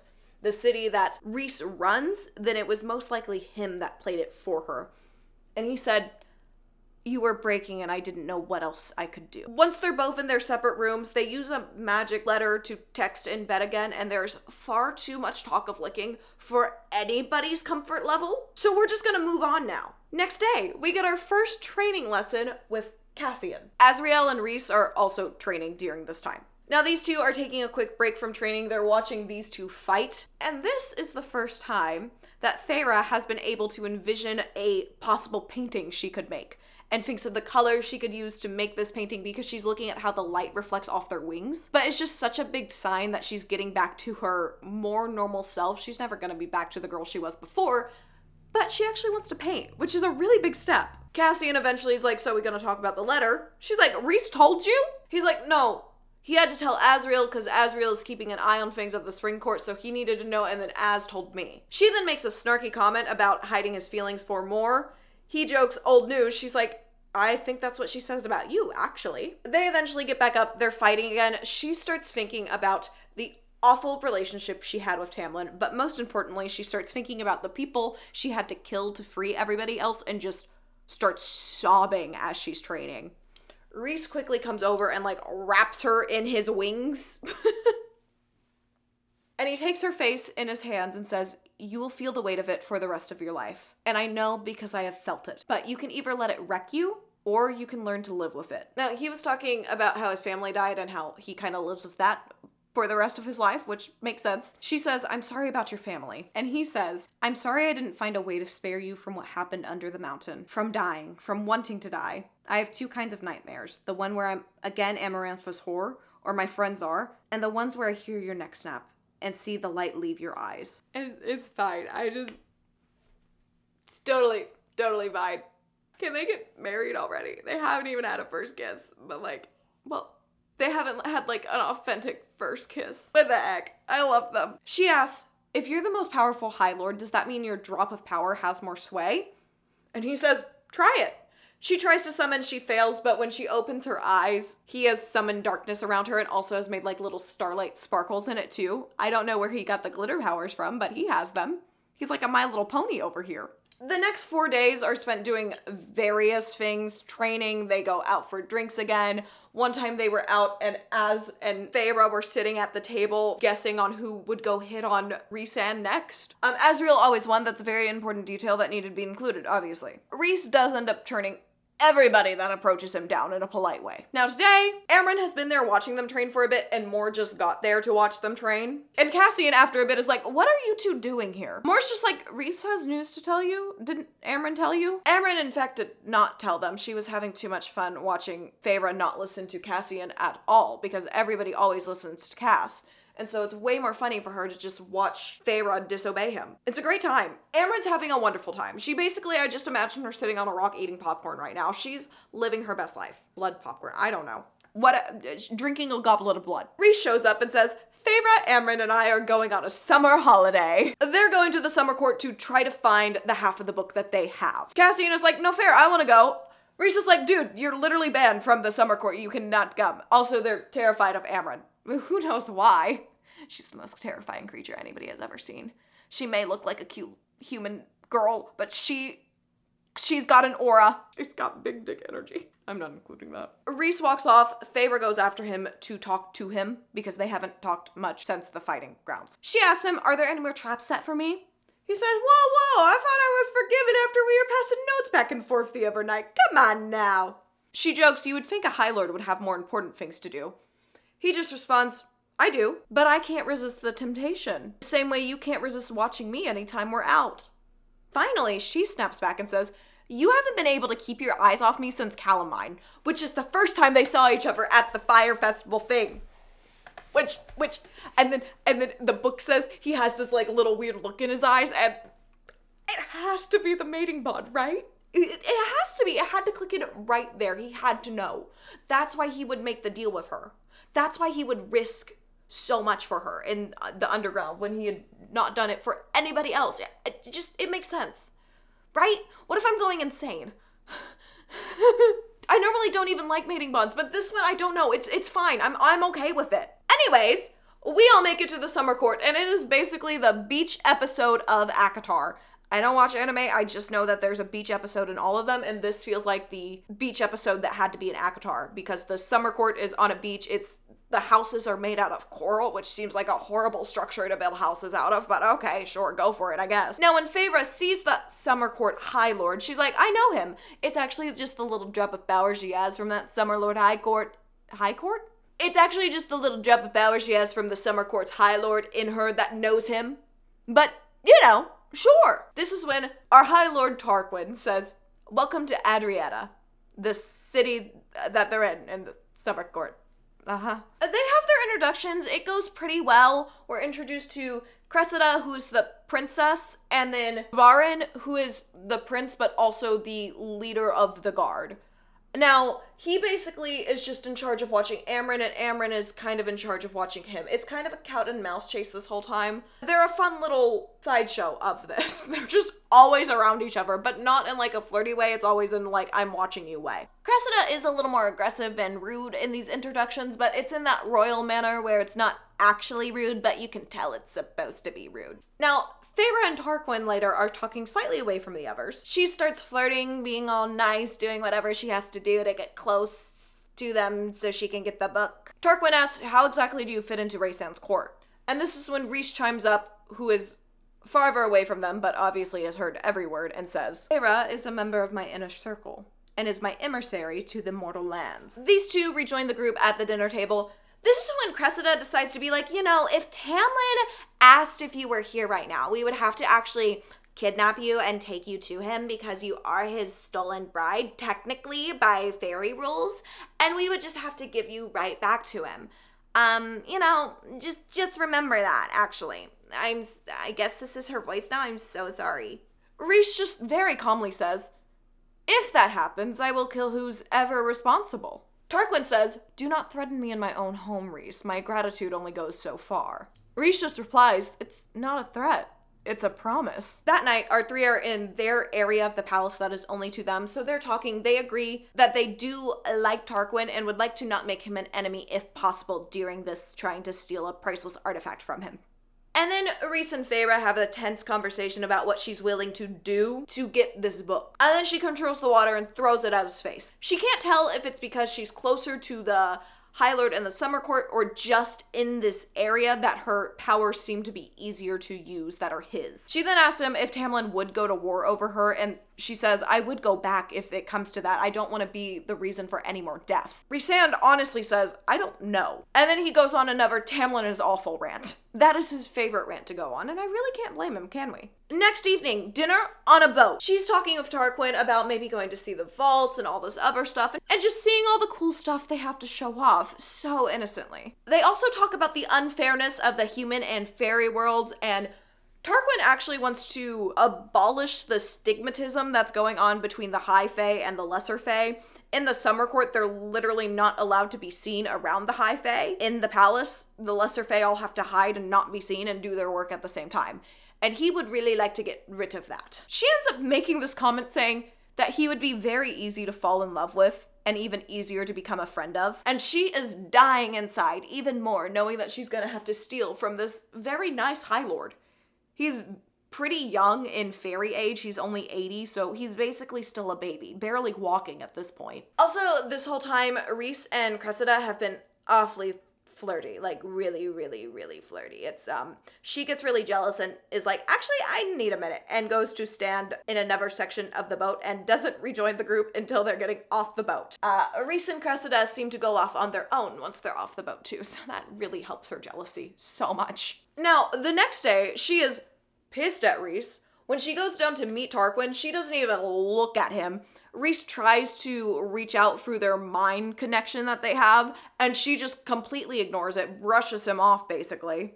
And they go off on their merry way. They're looking around the vaults. She's looking at some necklaces and is staring at this one for a while when Tarquin comes up behind her and is like, take it! Now, these are vaults full of, like, priceless stuff in here. And he's just casually like, take the necklace, you can have it. It's a black gem necklace. It seems like it would be really pretty. But he does give it to her. It's very sweet. He then pitches for her to be an emissary for the Summer Court and Night Court as well, instead of just the human realm and the Night Court.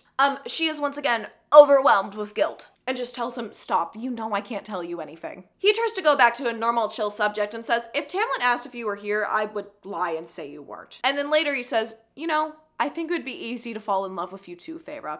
And even easier to be your friend. You're my best friend. She has no luck in finding the book, much less even feeling the book. Now, she gets back to her room. Now get ready for the two most jealous people to circle around their jealousy like pro NASCAR drivers. It's a whole lot of, well, you like him and you like her and blah, blah, blah, and I'm so jealous, and eventually they work it out, but also he has her like kind of pinned against a dresser this whole time, so it's kind of like, are we about to kiss right now?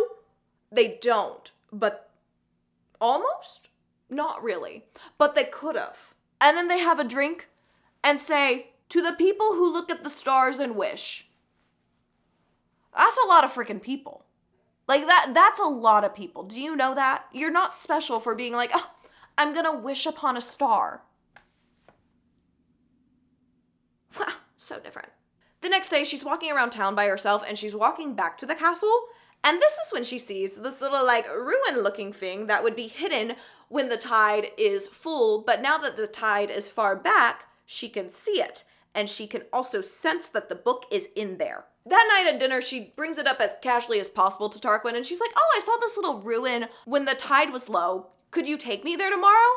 And him and Cressida are both like, no, that's just actually, there's nothing in there. It's so old and gross. You don't want to go there. They both look panicked now. And she can tell his suspicions are heightened, so she decides to use her mind powers to go into his mind with the little bit of power she has that makes it easy to get past his shields, and start saying, you trust her. She saved you. She's harmless. Just take her around town tomorrow. She won't even think about it again. He just accepts that. She gets out of his mind and he's like, oh, okay, well, we'll just go around the mainland tomorrow and have a chill time. And she's like, okay, cool. Secretly, she is planning to break into that ruined thing. The three of them get back to their quarters and Rhys is like, it takes a long time for any Damati to do anything like that. And she feels awful about it. Remember, he has just been the sweetest guy this whole time. He's like, you get used to the feeling, but it never truly goes away for good people. Just this feeling like you're invading somebody's privacy because you are, but you know, she kind of had to do it to save all their asses, so. They do decide that they will be going into this vault area tomorrow night. They go about the next day as normal as possible, and then once it is finally night and the tide is back, they go over. Rhys flies these two in and drops them off, and then he's going to fly above and patrol the skies. Amren and him also took up people out that were on guard that may have seen them doing this, so they've already killed a couple people. Just casual murder. These two get into the building no problem, but there is nothing in there besides walls and a bunch of sandy sludge. But she is confident and she still feels it. She's like, it's not in the walls, so she starts sensing where it is, maybe under the sludge, eventually finds a place and they start digging through it. They eventually find a metal hatch and find this pattern in the middle. She places her hand down thinking, I am summer, I am warm, I am all sorts of summer things, sunscreen, sunburn, all of that stuff. She also just shifts into Tarquin. Like, we don't talk about that anymore, but it says she shifts into him. Like, becomes him fully. It goes away after she opens the door. They get in just fine, and then they go down these stairs, and she's like, okay, the hall's clear, and then there's this another area, and that's where the book is. So they go down, they get to another door. She does the same thing, blah, blah, blah, I am summer, I am warmth. They get in, and then there's the book on a pedestal. And the book is asking, who are you? What are you? Let me smell you? Gross, book. Gross, we just met. This is far too forward. She does the same trick of, I am summer, I am warmth, grabs the book, and the book says, liar!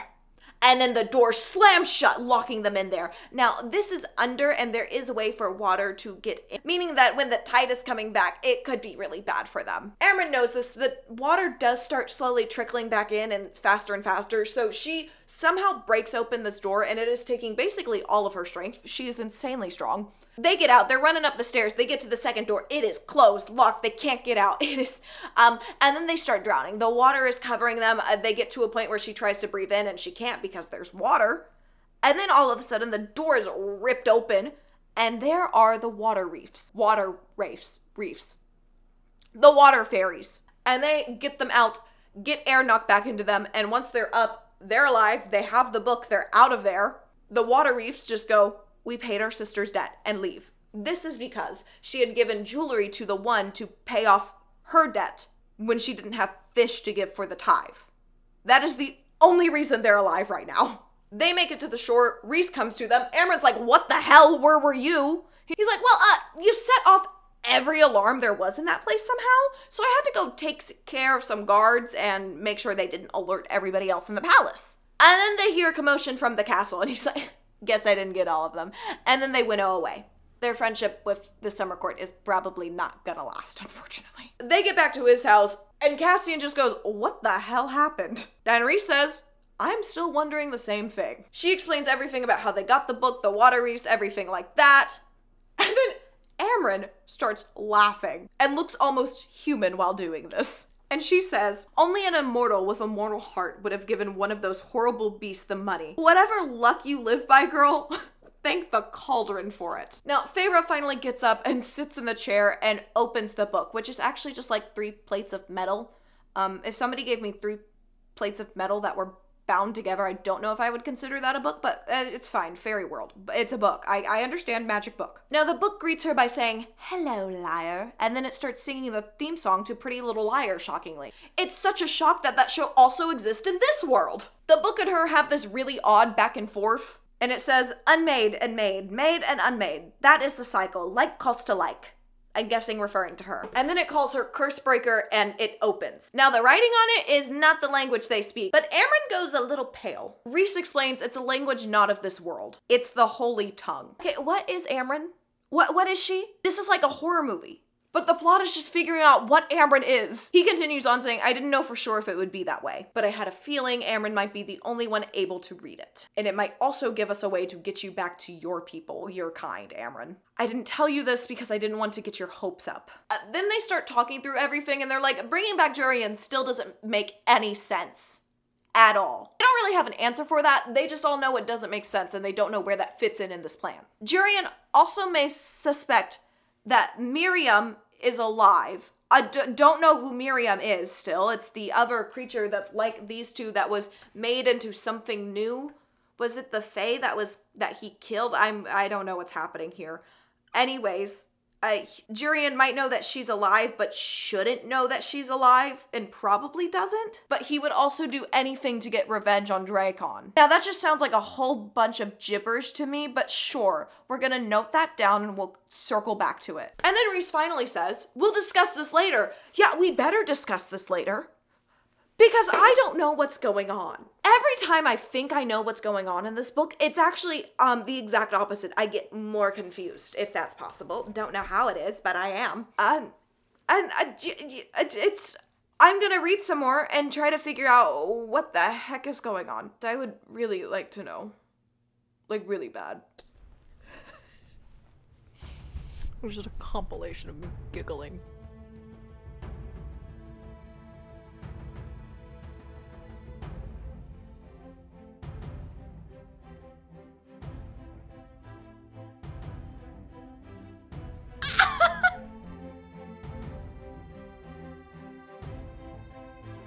Okay, that was good.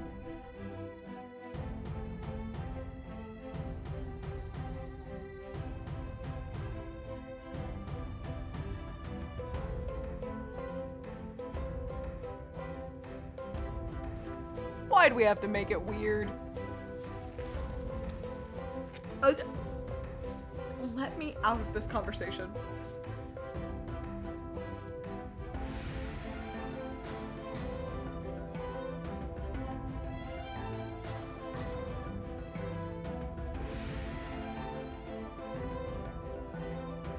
I think something big is about to happen. Oh my gosh. Wait!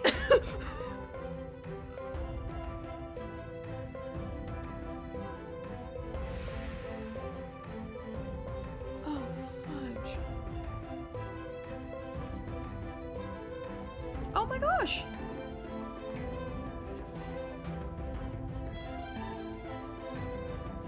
Oh.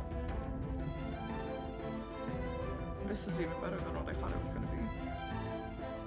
Figured something out!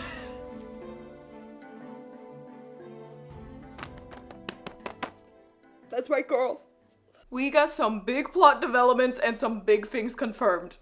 Let's just jump back in where we left off. Amren has the book. She's taking it back to her place to study the language and learn it again so she can translate this book when the time comes. Rhys is sitting outside. Feyre goes to talk to him. Rhys is like, I debated just asking Tarquin to give us the book because I know he wanted to be our friend, and that is the first High Lord that has even wanted an alliance with Rhys, really. Because remember, to the outside world, he is the ruler of the Night Court and the Court of Nightmares, and just where they're horrible people. But that hope of friendship is over because there is a box in front of him that's holding 3 giant rubies. Now, the Summer Court sends out these giant rubies called blood rubies when somebody has greatly broken their trust or done a great disharm to them. And now there's a blood ruby for Rhys, Feyre, and Amren.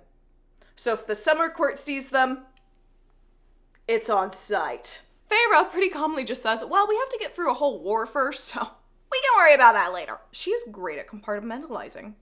unlike me. She starts trying to joke in their normal flirty, playful manner. He's like, I'm not in the mood. And she keeps pushing until she gets a response/quip back from him finally, and a little smile as well. Then Azriel just drops in from the sky like he just spawned into this location or something. Feyre decides to just go inside and leave them to talk. Now, while Feyre is walking away and is inside, she's getting this explicit vision per se, and then she realizes Rhys was the one pushing this on her through their mind bond. Just feels a little like harassment, but if she's okay with it, I guess it's fine. And of course, she shoots back everybody's favorite word to call Rhys: prick. That night, as she's trying to fall asleep, the house feels like it's shuddering, like it's moving in some way. She goes out and sees this darkness just kind of coating the ground and going up the walls. She knows it's coming from Rhys, so she goes to his room, and he is in the middle of a nightmare. It's real, real bad. She goes over to wake him up, like is on top of him to wake him up. He's just so large. Anyways,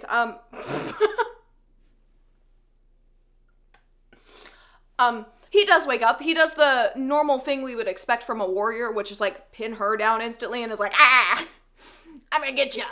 And then he's like, oh, it's Feyre. I'm so sorry. This man is also very, very naked right now. Not a scrap of fabric on him. Anyways, Feyre just stays in the room. They have a chit chat. She makes sure he's okay, says, you know, you can talk to me about this, and then kisses his cheek and leaves. She goes to check on Amren the next day to see how she's doing. She also brings Amren some blood to drink because that is what Amren consumes. It's goat blood. She prefers that. It's very important to know. She likes goat and sheep blood. It had to be included. Anyway, she's checking in on her. Amren is doing fine. She knows the blood ruby's there, but also Varian, they tricked me. And apparently they do kind of like each other because he sent her a big ruby necklace that was in the vault to make sure she didn't just destroy their town that they all know is apparently just possible with her. She's kind of like a nuke, but in fairy world. Now, weeks of waiting. She's eating, she's sleeping, she's training. Great time. Her and Rhys are using these magical notes to text back and forth, basically. And then finally, they hear a response from the mortal queens and go to her family's house to meet with them. And right at 11, the queens winnow into the house because they were just gifted that ability by fairies. Now, apparently, the 6 queens have known of this war and know it's been going on for years. Her sisters are like, why don't we know anything about it? And the queens are like, oh, well, we were just gonna sacrifice this little area of land because it's just not that important. So we're just gonna let you all die, basically, to save the rest of us. Which, I mean, I guess is what has to happen sometimes, but still, not great. This meeting is not going the way they want it to. Feyre is trying to convince them with her human heart and a mortal body. It's not working. They don't trust Rhys because, again, the Night Court is not a trusted place in anybody's mind. Finally, Amren's like, I fought with the original 6 queens, and they would be so disappointed. You are nothing like them. And she's saying, none of us will win this war if you don't help us. You laugh at the idea of our peoples getting along, but there's an island in the middle of the sea where humans and fairies get along. Rhys interrupts her, just saying more. I don't think she was supposed to say all of that. To be fair, if I was the 6 mortal queens, I would be like, this girl is just making up an island right now. She is... I don't know what she's talking about, but it can't exist. The queens then say, bring us proof that you are how you describe yourself, Rhys, and we will give you the book. And now we're back at Rhysand's house talking about everything. Feyre finally asks, who is Miriam, who is Dracon, and who is she to Jurian? Now, Miriam came from a kingdom where humans were slave, but she was born half fairy, half human, because somebody really disrespected their slave. But she was still treated with the rights of a human, so she was a slave to them. Now, the queen of this land gave Miriam as a wedding gift to Dracon. Basically as a plaything, I would guess. Dracon's like, what the hell is this? No, thank you. I don't want a person. I'm not that type of guy. It kind of wakes him up to the monster that this queen he was about to marry is, and Miriam runs away. She takes her chance and she runs. And she was eventually found by Jurian, who then they started falling in love. But then one day, during a battle, they realized that they're teamed up with Dracon again. So now these two are kind of falling in love behind Jurian's back. Now they don't have any physical connection until she breaks it off with Jurian, but they end up together. But the big kicker is everybody thinks these two are dead. But apparently, they're on this island with other humans where they all live in peace because Rhys and this gang helped them get there. Mor's like, simple, show the queens the island.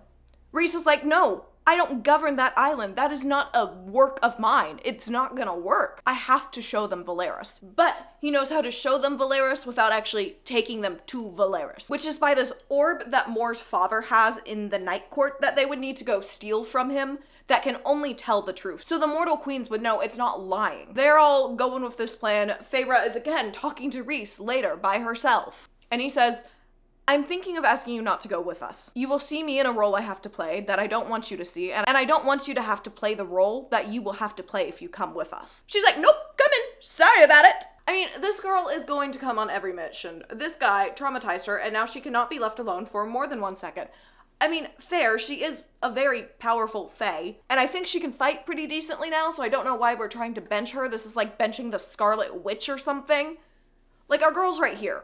She just needs a little more training. She's gonna be far above all of y'all. While they were making this plan, Mor looked very nervous. Feyre asked Rhys why this is, and he explains that Mor was very powerful, so they had their pick of the litter on who to marry her off to, and it was actually going to be one of Lucian's brothers from the Autumn Court. But Mor was out at the Illyrian camp and decided to sleep with Cassian to ruin her reputation because she slept with a lesser fairy, so nobody was going to want her anymore. So her family beat her up and then nailed a note to her, put her on the Autumn Court border, and said, your problem now. I don't think family get-togethers are really fun for them. Now is a good time to mention that this book is getting slightly more cringy in a lot of areas, and it's still at a point where I can ignore it and enjoy the story, but it's getting close to Fourth Wing levels now. It's not there yet, but it's getting close. Just know, wingspan matters. I'm sure you've seen that on t-shirts. Do with that information as you will. I'm not going to talk about that anymore. Okay. On their way to the Night Court the next day, they are shot at with ash arrows. They decide to go down and try to hunt these people down. They can't find out who they were, so they have no clue who was trying to shoot them down from the sky, but they end up going to the Night Court anyways because they have a set time to be there. Feyre is now back in the outfit she was wearing under the other mountain and is, now performing the part of Rhys's whore. I'm surrounding it. Awkward in here. Mor and Feyre are already with the people at this gathering, but when Rhys starts walking into the mountain, they basically feel it all shudder. Everybody knows he is coming, and he is a very different Rhys down here than the Rhys we know. He puts on this evil, wicked Night Court mask, basically. Not an actual mask, but, you know. He puts on this performance as if he's the worst of them, truly. He goes to sit on his throne and has Feyre sit on his lap, and they... a lot of PDA. It's a lot of PDA, but they are supposed to be the distraction while Asriel goes off to get the orb from Mor's dad's house.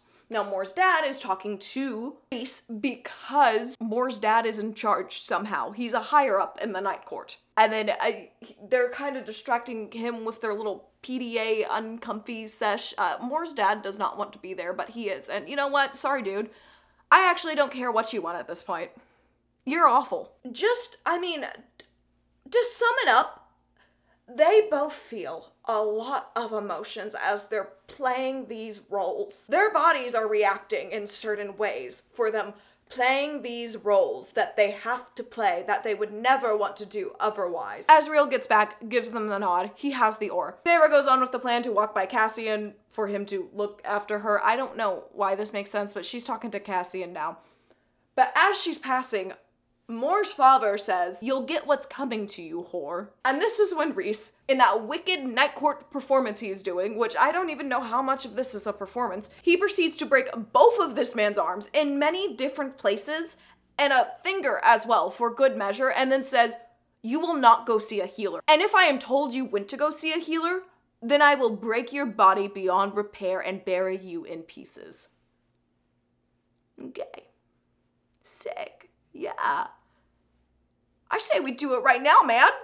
He sounds awful. Anyways, Cass, Az, and Mor all go off somewhere with the orb, leaving these two to talk. Again, they give so much alone time to these two. It's a little ridiculous. He immediately is saying, I'm sorry, I shouldn't have let you go to see that part of us. She instantly gets mad and compares this to how Tamlin was overprotective of her. They get in a big argument again about Tamlin and this comparison game they have going on. He finally is like, I need to get you home. As she has time to cool off now, she's thinking, I actually do kind of want a relationship with him though, even if it's just for fun, and just for fun and more fun. Rhysand proceeds to ignore her for the next few days, so she doesn't even get a chance to talk to him about it. We are at the night of the Starfall, which is where a bunch of spirits that look like stars, basically kind of a big dramatic meteor shower, go across the sky all together. Where are the spirits traveling to? I don't know, the book doesn't tell us, but they're going. They don't tell Feyre any of this. They just say, Starfall, tonight, be there or be square.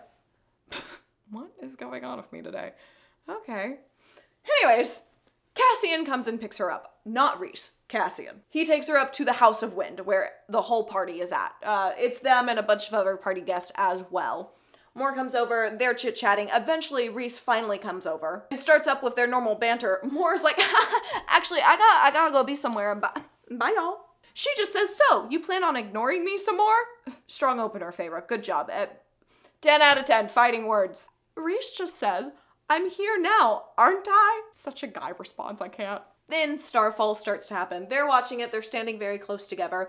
And then the music kicks in, Moore is dancing with Az and Cassian, they're all in this big group dancing. Rhys says to Feyre, let me take you to a better view, somewhere quieter. They have a pretty deep conversation on the balcony. We learned some more horrible things that Amarantha did to him. Her list of crimes keeps getting longer and longer, and I'm so glad she's already dead. But I wish she was not dead, so she could have died in a worse way. I only talk about this like fictional characters, I promise. And then eventually a star spirit falls right into her face and just leaves this glow on her. One lands on Rhysand as well. They both just have this glowing body paint on them. It looks like they cracked open a glow stick. She brings up the deep thought for a deep thought game they played, and she's like, hey, you still owe me 2 from last time. What are you thinking right now? First, he's basically like, I didn't come talk to you because I thought you were gonna be mad at me and reject me. I'm sorry. And he also wishes he could take back that kiss from under the mountain. He didn't make it pleasant for her, and it was out of jealousy and spite that he kissed her. I mean, it was also to kind of save her ass, but sure. And then these two have a private, slower dance together, and then they join their friends and all dance together. Because this might be the last time they're all together for a long while. Amren is off still decoding and relearning a language of the Holy Tongue. Casual Saturday night. I just imagine this party is going on and Amren's just doing her little Duolingo of the Holy Tongue. Next day, we're at an Illyrian war camp again. Is this our first time? We're at an Illyrian war camp for the first time. Now, this Illyrian war camp, under Rhys's guidance, is starting to let the females train, but they're not training right now, and the captain is like, well, they have to do their chores before they train. Apparently, they haven't trained for like 10 days. Rhys is like, no.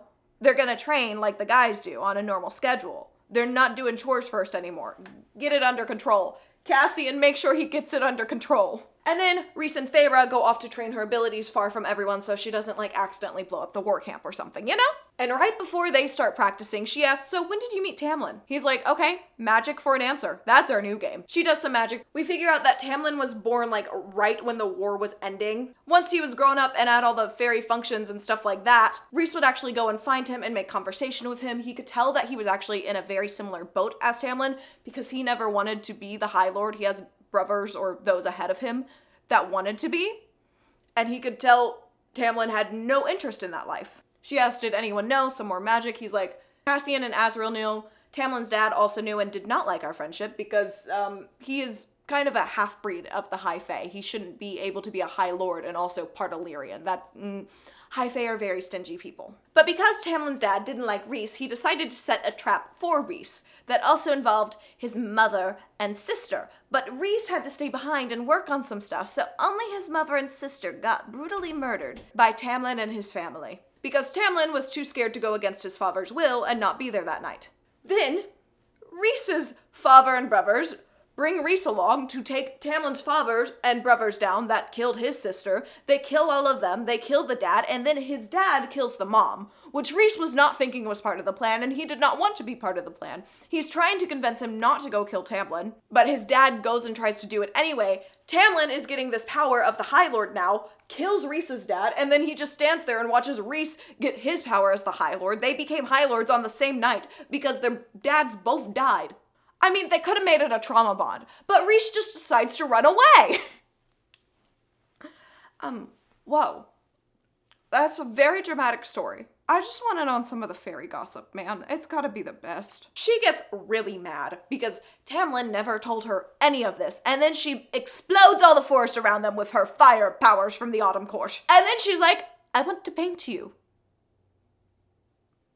Do fairies get their period? Because I feel like she's on it. That's the biggest mood swing I've ever seen in my life. Next day, they go to train even farther away, so she really doesn't hurt anybody. But they're too far, so they're gonna have to stay at a hotel that night. Right now, Rhys can't use his powers because whoever has been able to track them with those arrows is tracking them by his powers. So he's not using them. So he's just flying them there, and then she's gonna be the only one using her powers. They get there, she goes to train by the lake so she doesn't explode a whole forest again, hopefully, you know, just the things we hope for in life. Rhys is standing a little farther back, and then all of a sudden, this group of 4 Spring Court members come out, including Lucien. And the interaction goes like this. Lucien, Feyre, we have to save you. Feyre's like, I don't want to be saved. I left on my own will. I sent a note. Lucien starts walking towards her to try to touch her and use his winnowing powers to get her away from here so they can get her all the way back to the Spring Court.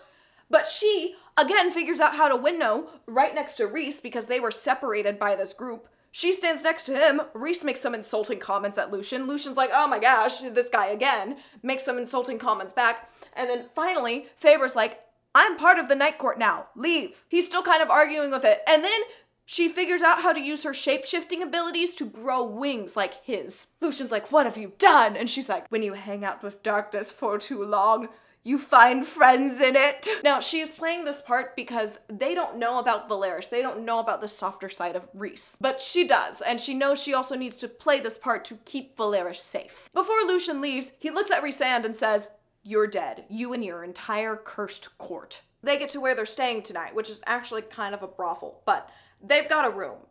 I wouldn't want to sleep in there, but that's where they're sleeping. Guess what? 1 bed, small room, nowhere else to winnow in a bed. What's she gonna do about it this time, Rhys, huh? Are you gonna ruin it again?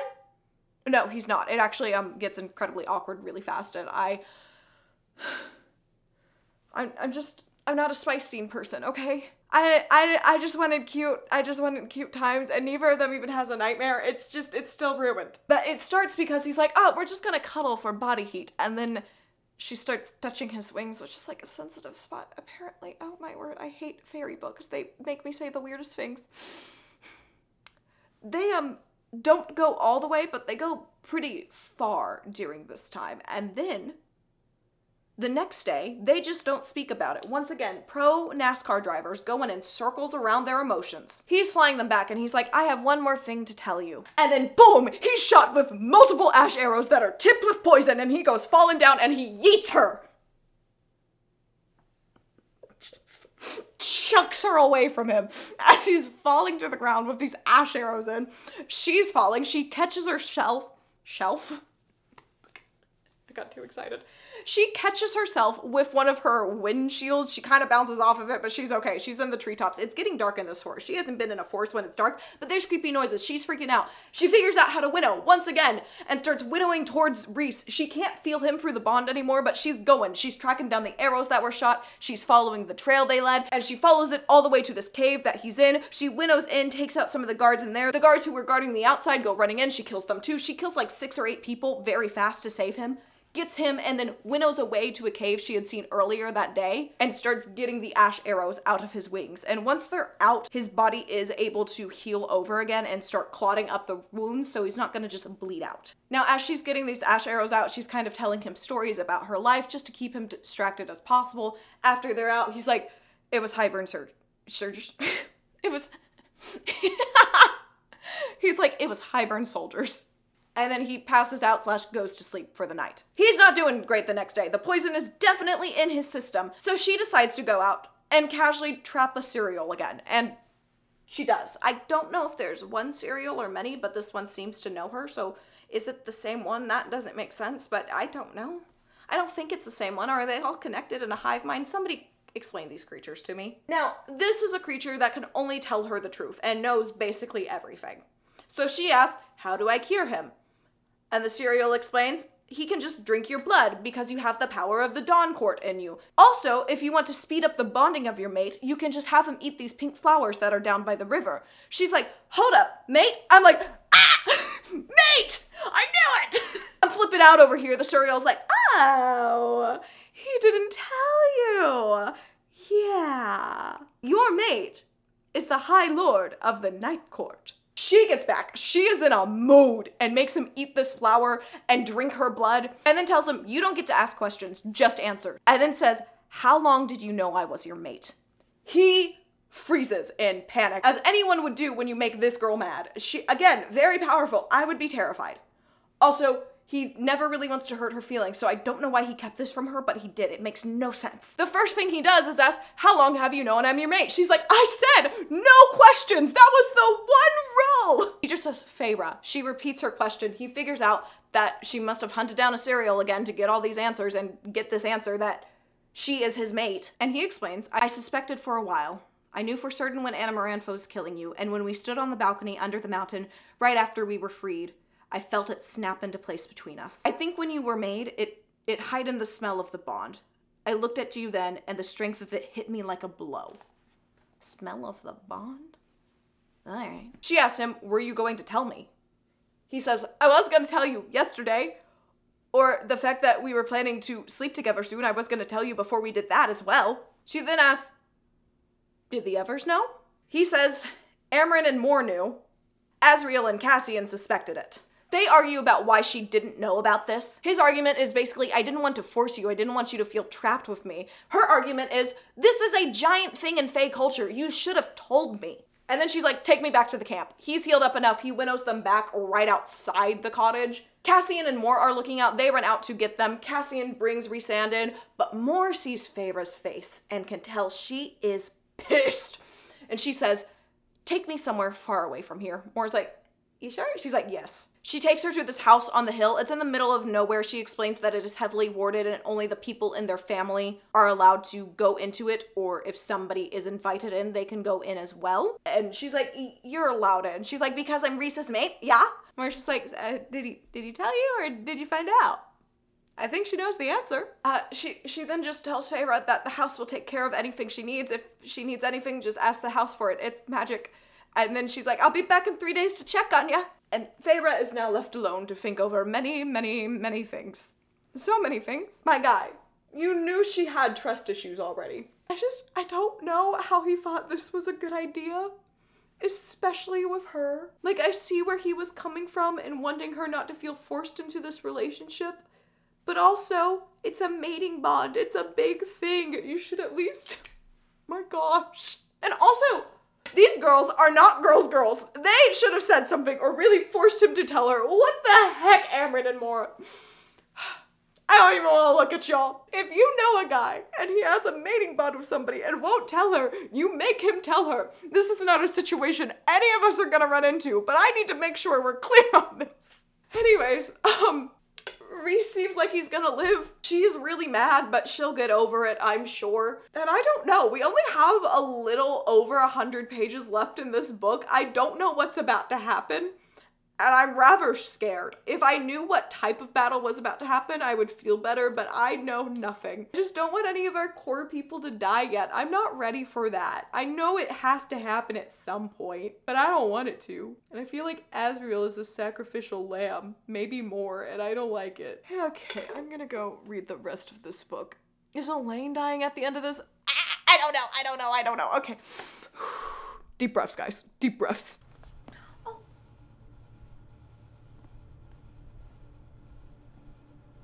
I'm about to have to skip some stuff. Oh my gosh. Take 1 second, y'all. Yeah, this is the one I need. Somebody please help me.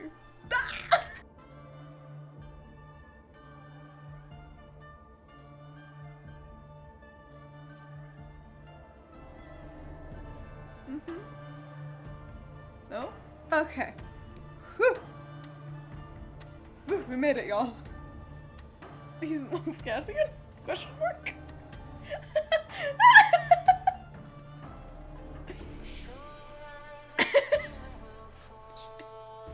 We have the same response.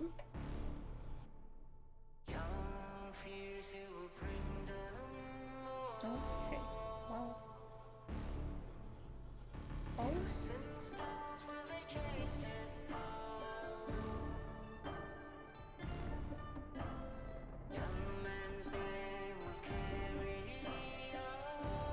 Okay.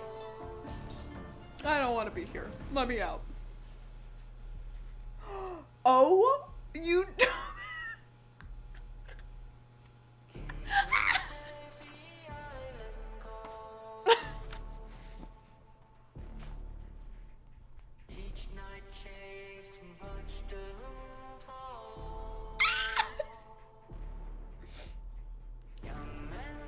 Are you getting a battle in this book? There's like no time left. We have 40 pages.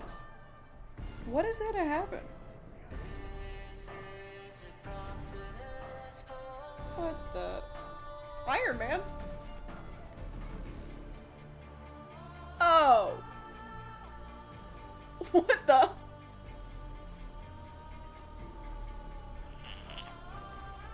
Ah.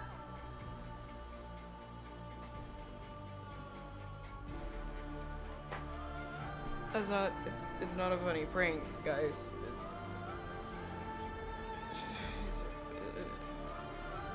It's fine.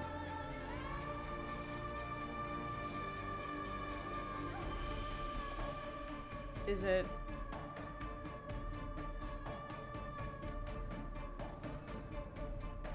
Oh? No, you're...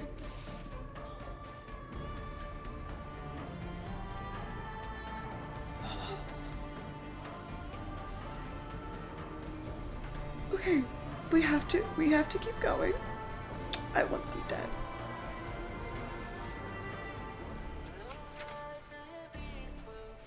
Tell him!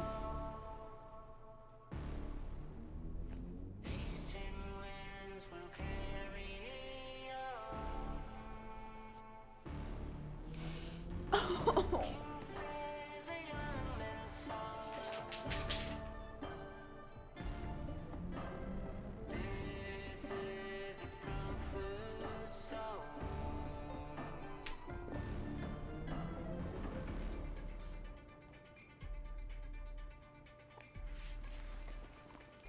No!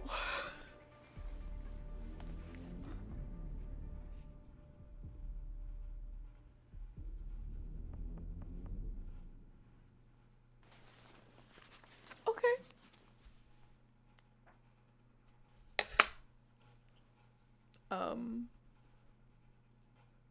I should have seen it coming. We've made it to the final section of the recap. I don't know how we got here. But oh my gosh, there is so much to talk about. I feel like I say that at the start of every one, but this book has been insane. I mean, you can tell by my reactions. A lot happened in the last 100, barely over 100 pages. I also decided, since it was the last one and there's been lots of talks of pretty dresses, I would put on one of my pretty dresses. It's not very night court-esque. If anything, I look like I belong in the spring court right now, which is a problem. But, what can I say? I like the pastels. Okay, let's talk. Feyre over here is having her little getaway before they go to war because she didn't know that Rhysand was her mate, even though Rhysand knew that he was her mate, and she's mad about it, and she needs to cool off in the cabin in the middle of nowhere. She starts to understand why maybe he didn't tell her, and it goes something like, what if I had known that Rhys was my mate while I loved Tamlin? It didn't excuse his not telling me, didn't excuse his recent weeks, when I hated myself so much for wanting him so badly, when he should have told me. But I understood. She's also thinking, maybe I overreacted just a little by running. Just a little. Now, Miss Painter Girl finds some paint in this cabin and literally paints every square inch. The fireplace, the doorways, everything. She paints their eyes on the bedroom doorway, which is just a little creepy. By their eyes, I mean Asriel and Cassian are the only eyes she paints at first. She paints the fireplace hearth to look like Illyrian wings. It's just, she's painted everything. more stops in to check on her and just like, wow, cool. This is really cool. Paint my eyes and Amren's. So she does that. Mor then asks Feyre, is it really so bad to be his mate? And Feyre goes, no, it's not. Couple more days go by. There's a knock at the door. She's gonna go get it. She figures it's Mor. But when she opens the door, there's Rhys. He doesn't say anything. He comes in, they have their normal banter. We also learn that he flew all the way here because he can't use his magic powers because his magic powers are being tracked by the King of Hybern over here. He's got like a find my magic on Rhysand or something. I don't know. They don't really explain how he's able to track his powers, but he is. And she's like, oh, let me heat you up some food. He stiffens and goes, you want to make me food? She goes, not make, heat up. I don't know all the rules about this mating bond thing, so I'm gonna need you to tell me everything. And he says, well, it's tradition for when a female accepts the bond that she makes her mate a meal and gives it to him. And she's like, okay, tell me the story. Tell me everything. Y'all better be ready for a lot of Rhysand lore, because we get it all right here in the matter of like 5 pages. We learned that during the war, he was captured by Amarantha, tortured by them. Men were killed in front of him. Amarantha didn't really care because she was hunting Jurian down here, who killed her sister. She's really mad about that. She finds him. Rhys, all this while, is plotting her death and is ready to escape at the risk of his wings never working again to kill her. But the night before this plan goes, Jurian shows up and starts fighting Amarantha. Amarantha obviously beats him, but then spends the next few days torturing him until Rhysand's father shows up to save him and his men. But as punishment for Rhysand getting caught, his father's like, leave the ashwood spikes in his wings. And he said this to Azriel, who had to obey, even though he's Rhys's best friend. Shortly after this, the treaty was made between the fairies and the humans. Amarantha got no punishment for anything she did. So, Rhys, Cass, and Az all go up to this cabin that she's at currently to basically mourn what happened in the war. I mean, I'm just picturing screaming, shouting towards the sky that there was no justice given to Amarantha for anybody. And then centuries later, Amarantha comes back. She doesn't even remember him, but he's making a plot to kill her all the while. His plan to kill her was at the night that she poisoned everybody's wine and took their powers. Now, he didn't think to smell his wine or really pay that close of attention to it, so she stole his powers before he was able to kill her. Now, with the last bit of his powers, he flung it out, put another shield over Velaris, and also connected that shield to all his people so they would have to stay there and stay safe as well. They could leave, it just wouldn't be good for the city. He didn't want them to try to track him down. And then Amarantha cursed Tamlin. And he knew that Tamlin was his only hope of ever getting out of this situation. This is when he decided it would be easier to be Amarantha's whore and keep his secrets from everybody and keep Velaris and his friends safe than anything else. Rhysand did his job so well that she started trusting him more than any of the other High Lords. But even with that, after 10 years, he gave up that he would ever be free and was just doing it to protect, again, Velaris and his people. And his friends. About 3 years ago, he started getting these dreams that we know are visions of Feyre's life. And one night he got this dream of her painting a dresser, and he sent a thought through of the night sky. Now, on her dresser drawer, she painted the night sky. She doesn't know why she did that, but she did. And it's because of this thought that Rhys sent through this bond they have. And then, a year ago, how long she's been in Perinfian, these visions got much clearer, and he knew that this girl he had been seeing in his dreams was in Perinfian now. He didn't know where she was at all until he saw the set of Calamine in one of her visions, dreams, things. So he plotted on how he could get out to go to Calamine, and he basically said to Amarantha, I'll go out and be a spy and see if anybody's planning to betray you at the very end. So he goes out. He's not even planning to really say hi to her. He just wants to see her once to know what she looks like. He hasn't seen a vision of her face yet. But then he sees her with these 3 guys dragging her away, and of course we know Rhysand to be very protective of the people he cares about, and he knows he should care about this girl. So, him saying, I've been looking for you, wasn't just an act to save her that night, it was quite literally, he had been looking for her. Shut up. Now, Rhys could tell that Feyre did not know him, so he wasn't going to put her in harm's way, and he did everything he could to keep her safe. Even when he came to Tamlin's manor and scared them while they were having lunch that one day, he did it to scare Tamlin enough to send her back to keep her safe. But then she showed up under the mountain anyways, and Rhys was like, all right, time to play dirty, let's go. I'ma save this girl. I don't know why I like her so much, but I'ma save her. He is very much in denial about them having a mating bond during this whole time. We know all that he did under the mountain, but when he found Tamlin kissing her, he was just so upset that Tamlin would take this time that he had to slip out of Amarantha's vision to kiss her instead of try to get her safe, try to set her free. When Amarantha walked in to see Rhys and Feyre kissing, she knew that they were not the only ones making out in that closet that night, and she also knew what Feyre was to Rhys. Now, Rhys did his job again and distracted her and was like, no, I'm just using her. She's human trash. I would never want that. But then, during that final trial, when Amarantha started torturing Feyre, something snapped in him, and he was doing everything he could to kill her. And then, when her neck broke, he knew she was his. And I felt you die.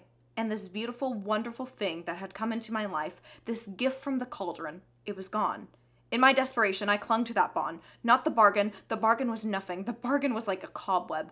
But I grabbed the bond between us and I tugged. I willed you to hold on, to stay with me, because if we could get free, then all 7 of us were there. We could bring you back, and I didn't care if I had to slice into all of their minds to do it. I'd make them save you. You'd freed us with your last breath, and my power, I wrapped my power around the bond, the mating bond. I could feel you flickering there, holding on. And then, she's speaking home. Home had been Rhys. And that's all you ever want from somebody you love. You want them to be your home, your safe place. And then Amarantha died, of course, and he didn't even really have to persuade any of the other High Lords to do anything. They were all down to do it. He said, I almost told you when I said goodbye that day on the balcony. I was going to let you out of the bargain. But then I felt the mating bond really snap into place, and I couldn't control myself anymore and knew I had to leave at that very second, or I was going to do something stupid. And when he got back to his family, the first thing he said to Mor was, she's my mate. Now, Rhys had felt everything she felt those months she was with Tamlin, but he kept convincing himself that she was happy there, that she wanted to marry him.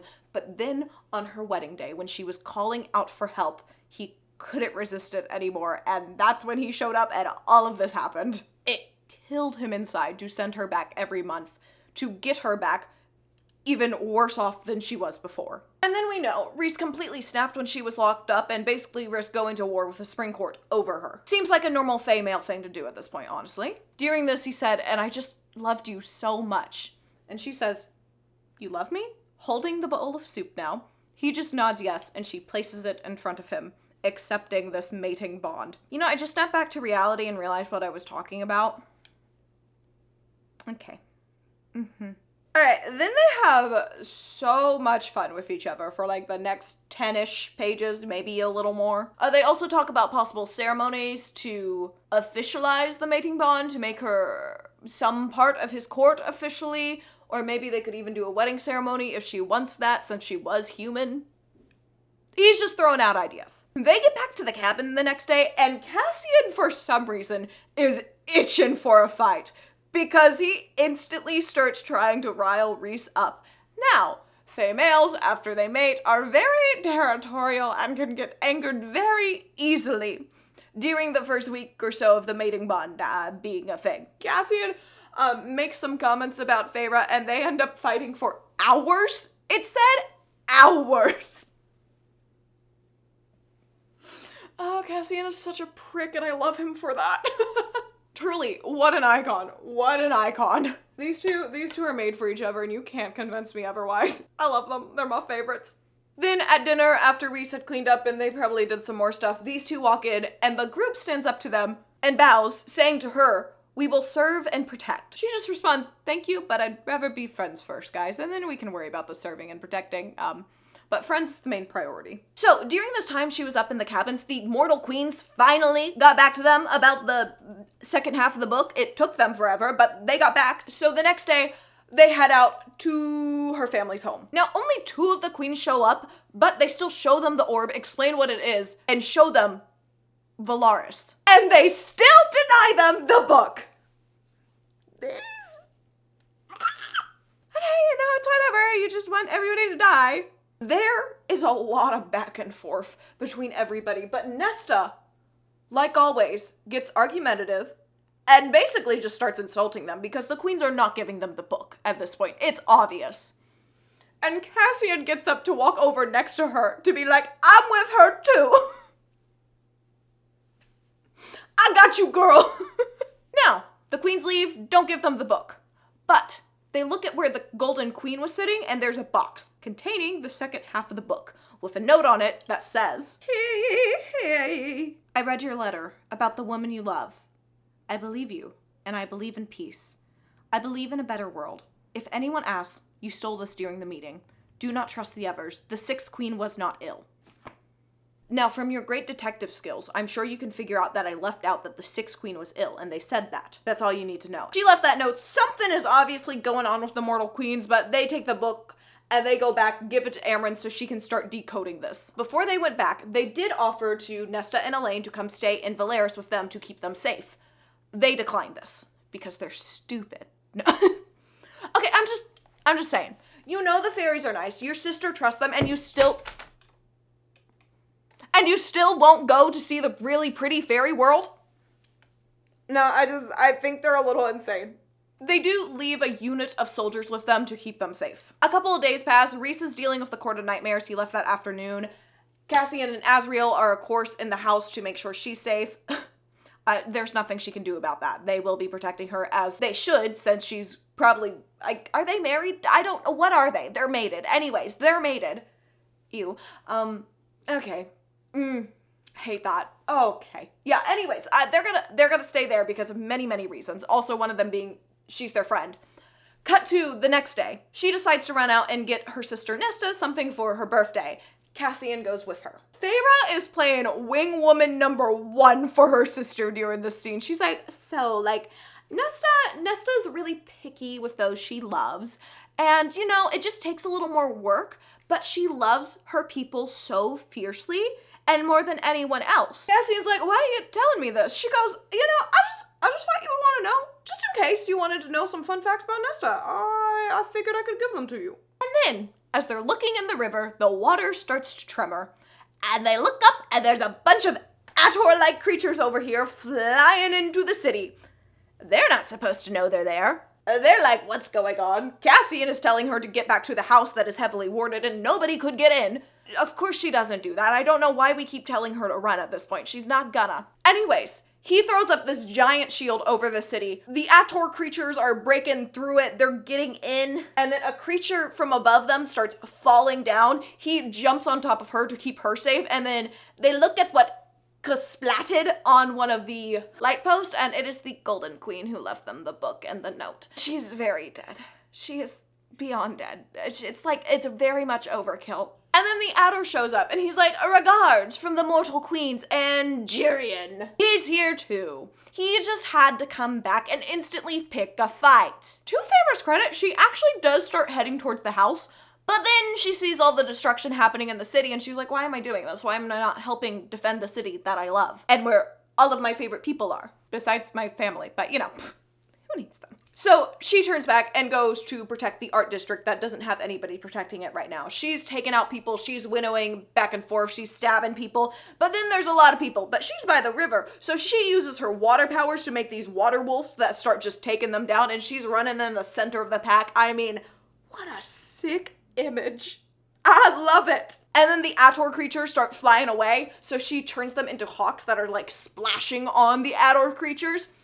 And you're wondering, why is she just throwing water balloons at them? You know, it's because she also has ice power, so then she's like, freezes all of them, and they start falling from the sky. Rhys sends through the bond, where are you? It is in all capitals. He sends that another time, and then she finally responds, right where I need to be. He tries to send something else through, she hears it, but she completely blocks him out from her head from hearing anything she's doing right now. Because what she is doing right now is watching the Ator fly away, and she is gonna go after him and kill him! He's a very dead winged creature thing. She proceeds to winnow up into the sky where he is, basically get on top of him, and then stabs him 3 times. And she says, this is for Claire, this is for Rhys, and this is for me, and slices his throat.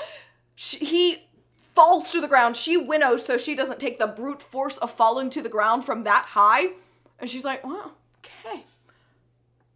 All the other creatures were flying away already, so now they're just left on cleanup duty. Rhys does find her and just let her sob into his arms for as long as she needs after this, because she did just do some really sick stuff. No, like, cool. It was really cool, but also she did kill, living creatures, and I bet that's always hard. She did just witness a bunch of the city that she loved and thought would always be safe get destroyed by a bunch of really creepy creatures. Rhys and the other magical folks spend some time getting the wards back up, getting guards where they need to be, and just protecting the city as much as possible with the minimal power supply they still have left in their bodies after this fight. Now they decide they need to go to Hybern as soon as possible, and that when they do this, Amren will stay to defend this city because she is a beast in battle. There is no way to describe what the book described to me that she did to make it seem epic enough. I mean, it was a paragraph and a few to make it seem epic enough. Just like the most powerful creature you've ever seen. Basically the Scarlet Witch, I guess. But even better. Now, conveniently, the next afternoon, Amren cracks the code to the book. She writes it down, gives it to Feyre, and they're like, all right, we go attack Hybern tomorrow. What am I doing? I can't even drink caffeine. Why am I acting like this right now? They don't put the book together yet because when they do, it's going to let out such a big surge of power that Hybern and every other terrifying ancient creature would be able to locate right where they were in Velaris. And obviously they don't want more people knowing about Velaris than already do. Of course, Rhys doesn't like the plan of her going with them into Hybern territory over here. Where is he? But he says to her, you might be my mate, but you remain your own person. You decide your fate, your choice, not me. You chose yesterday. You choose every day, forever. Which is just the exact opposite of Tamlin. They make it to Hybern Castle, and she feels the cauldron's energy instantly. Now, Rhys is going to have to stay outside because any use of his powers, and also possibly him going through the wards they have around this castle, could alert Hybern to them being there. So, it's just going to be Azriel, Cass, Mor, and Feyre that are going in right now. They find the cauldron pretty easily. Of course, these two have to kill a couple guards along the way, but oh well, you know... 'Tis but a flesh wound. They find the cauldron. It is the size of a bathtub.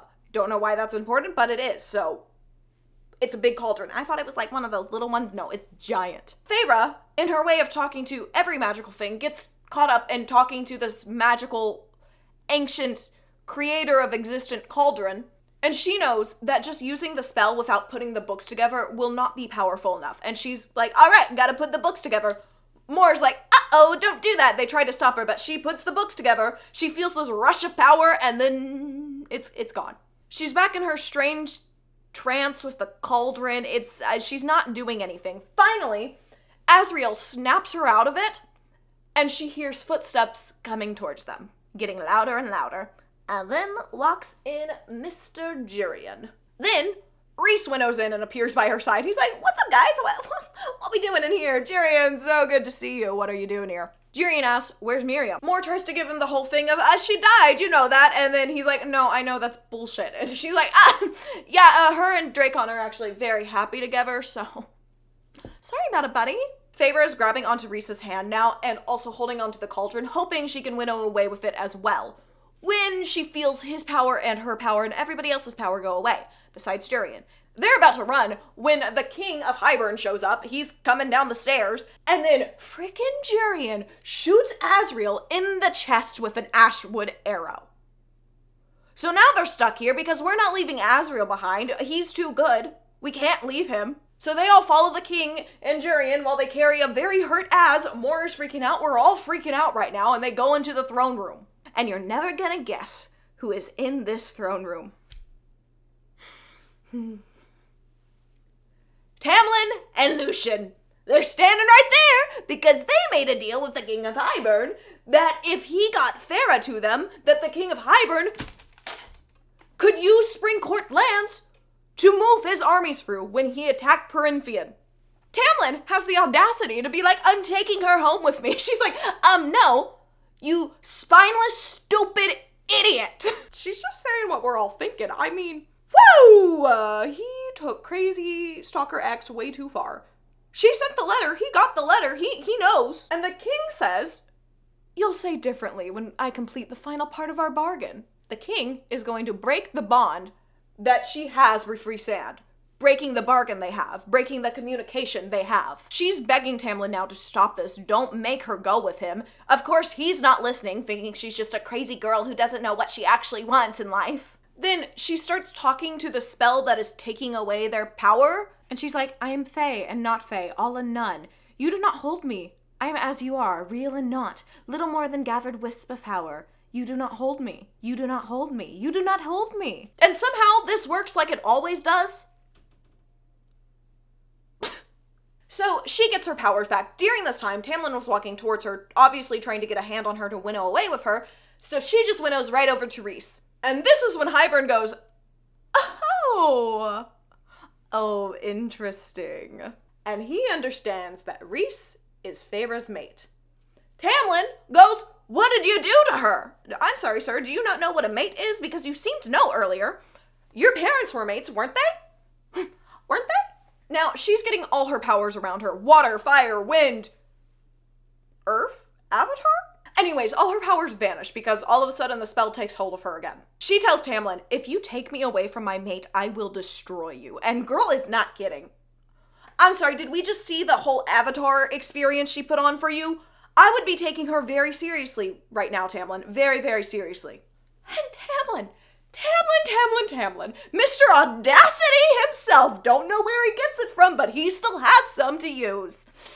He says, you don't know what you're talking about. I don't even have powers, and I'm pretty sure my pure rage could fight this man. I could destroy him, I'm sure of it. And then the King of Hybern again, just butting into the conversation, is like, no, you won't destroy him because it won't be in your best interest. And then he brings in the remaining mortal queens and her sisters, gagged and tied up. So Mr. Durian is the one that was plotting with the mortal queens over here. Feyre's trying to tell the queens, the king is a liar, I will slaughter, and he's like, oh, the Night Court and their violence ways, don't you see it? Now, to Tamlin's credit, he did not know about this, and he is very upset about it. But the person who did know who Feyre cared about and told Hybern is Ienfi. Add her to, I hope I see you die in this series list. So, the mortal queens are here because they want to be immortal now, and the king has found out a way to do that with the cauldron, but her sisters are here because they want to test somebody first to see if it actually works. They say if you have strong will, you'll come back and you'll be immortal. Now this causes Tamlin to use his giant rage powers and he rages out. Cassian spreads his wings out to block Azriel from the blast of power, which then shreds Cassian's wings, which are everything to Illyrians. Everything. In all this, Tamlin tries to grab Feyre. Rhys tackles her, they dodge a knife as well, and then they get the room back under control. Tamlin calms down, he's not blasting out insane rage energy anymore. The king stops the chaos, then they start taking Elaine towards the cauldron. Elaine is sobbing, Nesta is screaming, she is angry. And Cassian, on the floor, barely conscious, is like trying to move towards her. He can't move at all, but he wants to be able to go and comfort her. Or just help out her sister, do anything to get her to stop screaming, and he can't because he's so injured. Feyre is also sobbing. Tamlin tries to use his power to get them not to do this to Elaine, and then the king takes away his powers too. Tamlin, this is what happens when you make deals with corrupt people. You dumb hoe. They put Elaine in the cauldron, dunk her under the water that's in there, and she comes out as a high fae.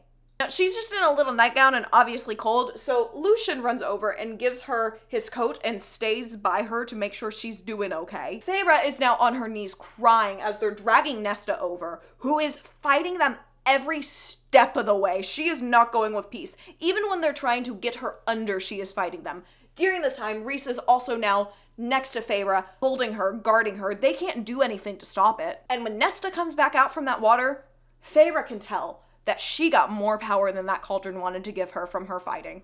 Nesta's about to level some cities or something in this next book. I can't wait. Nesta is mad. She now has strength. Lucien, a high fae that has caused part of this whole mess, is over by her sister. She shoves him away, and he looks at Elaine, and Lucien goes, "You're my mate." And you know, from the very first book, I knew these two were going to end up together, but I didn't think it was possible, and I was like, maybe I'm crazy. So I wrote it off as me being crazy, but no, I'm just in the author's mind. I still think Elaine's gonna die. Nesta's like, hell no, get away. Now Rhys is like, hey, King, if you're so up for bargains right now, why don't we make one? But Feyre is now thinking during this time, and she has a plan to save her sisters and her friends that are here. So she drops to the ground, starts spasming there, and then all of a sudden this burst of power comes out of her. And we know that she's trying to get the words down so they can use their powers and winnow away when needed. But when she gets back up finally, she looks around the room, not looking like she recognizes anyone, until she sees Tamlin, and she goes, Tamlin? Now Miss Feyre is about to put on an Oscar-winning performance, and she is just praying Rhys will know she is pretending, and will know this is just a game they need to play right now. Feyre puts on a show as if Rhys had put her under some spell, and she didn't know what had happened in the last few months, and she just wants to go home with Tamlin. Now, Tamlin is holding her close, guarding her from Rhys. She knows by just looking at Rhys that he does know that she has a plan and to just go along with it for now. Now, this is when Feyre goes to the king and says, break the bond. And Rhys, very really, because he doesn't want him to, says, no. The king proceeds to break this bond, and the tattoo on her disappears, and they have no more communication through their brains like they've had for this entire book. Feyre is just praying that they will grab her sisters and go. Because she's like, I'm going home with Tamlin. I can't wait to go home. She's just hoping she's sending that message that she has a plan and that they need to go, and she's basically the sacrificial lamb right now. And Mor does exactly that. She runs over, shoves Lucien away from her sisters, grabs her sisters, and winnows out of there before anybody can do anything. Then the combination of these three winnow out as well. They're gone. Lucien tells Tamlin, get her back. She's my mate. Tamlin just completely ignores him. Tyrion says, you know what Illyrian warriors do to pretty high fae? Lucien lets out a growl, because all fantasy males have to let out a growl at some point. And Feyre spits on his feet and says, go to hell. Tamlin doesn't notice anything, but Lucien notices that this girl is surprisingly calm for her sisters just being taken by people who had kidnapped her and that she was afraid of for the past few months. Lucien's keeping an eye and a metal eye on her. She notices this and just says, we'll get them back. This group is about to leave when the king asks, where's the book? She had been holding the book, but when Rhys came, he took the book from her. Now the king has no book, and the king says to Tamlin, I expect to have that book back as soon as you have it. They go back to the spring court. We're now on Rhys's point of view. Our group is working on getting these two steady. They do. Amren gets the book and is like, where is she? Rhys explains that Feyre is not with them, but Amren has to go off to hide this book. Rhys explains to everybody, Feyre knew what she was doing, and I trust her in this decision. We won't be doing a rescue mission right now because she is going to be the best spy we could ever ask for in the spring court. She made this decision as High Lady of the Night Court. That's right, yeah. They went to a priest, they got it official. She is officially the High Lady of the Night Court. They're all like, we're just leaving her there for now? We're leaving our High Lady in enemy territory? He's like, yeah, but in the meantime, we're gonna prepare for war. Oh yeah. More battle scenes, give me to 'em. Sarah J. Maas has been writing these really, really well, and I'm loving them. We end the book in Feyre's point of view. She is acting in love with Tamlin. They've just gotten back. Lucien is obviously keeping an eye on her and suspects something, but he's not going to say anything because she is his best chance of getting back to Elaine, and he knows that. And he will do anything to get back to his mate. Now, Tamlin is oblivious to all of this. He's just living in a fairy tale land of, oh, I have my pretty girl back, blah, blah, blah. But Tamlin has agreed to let her in on more meetings and inform her of more stuff and just let her in on most of the important stuff. The last line of this book gave me chills. And so, Tamlin unwittingly led the High Lady of the Night Court into the heart of his territory. Like, just killer ending line. Okay, I want to start the next book right now. I really do. If I had to make some guesses for the next book, I would guess lots of fighting, lots of war, lots of backstabbing, Cassian and Nesta relationship blossoming, and I'm also guessing we're getting a Rhys point of view and a Feyre point of view. These books are insane, and I love them for that. Now, I must also be honest, I have a fear that they are going to get cringier and cringier and cringier as we go on, because this book was already doing a lot more cringy stuff than the first book, but I also still like this book more than the first book. So I don't know where this leaves me on how I feel about ACOTAR as a whole. It's kind of leaning in like a 4-star series right now, but we'll see where it stands by the end of these books. I just told you the entire plot of the book, so I don't have much else to say. If y'all do want to see the rest of this series, please leave a like, comment, subscribe to this channel even. That would be great. And I will see y'all in the next video. I'm gonna go take a nap. All right, bye y'all.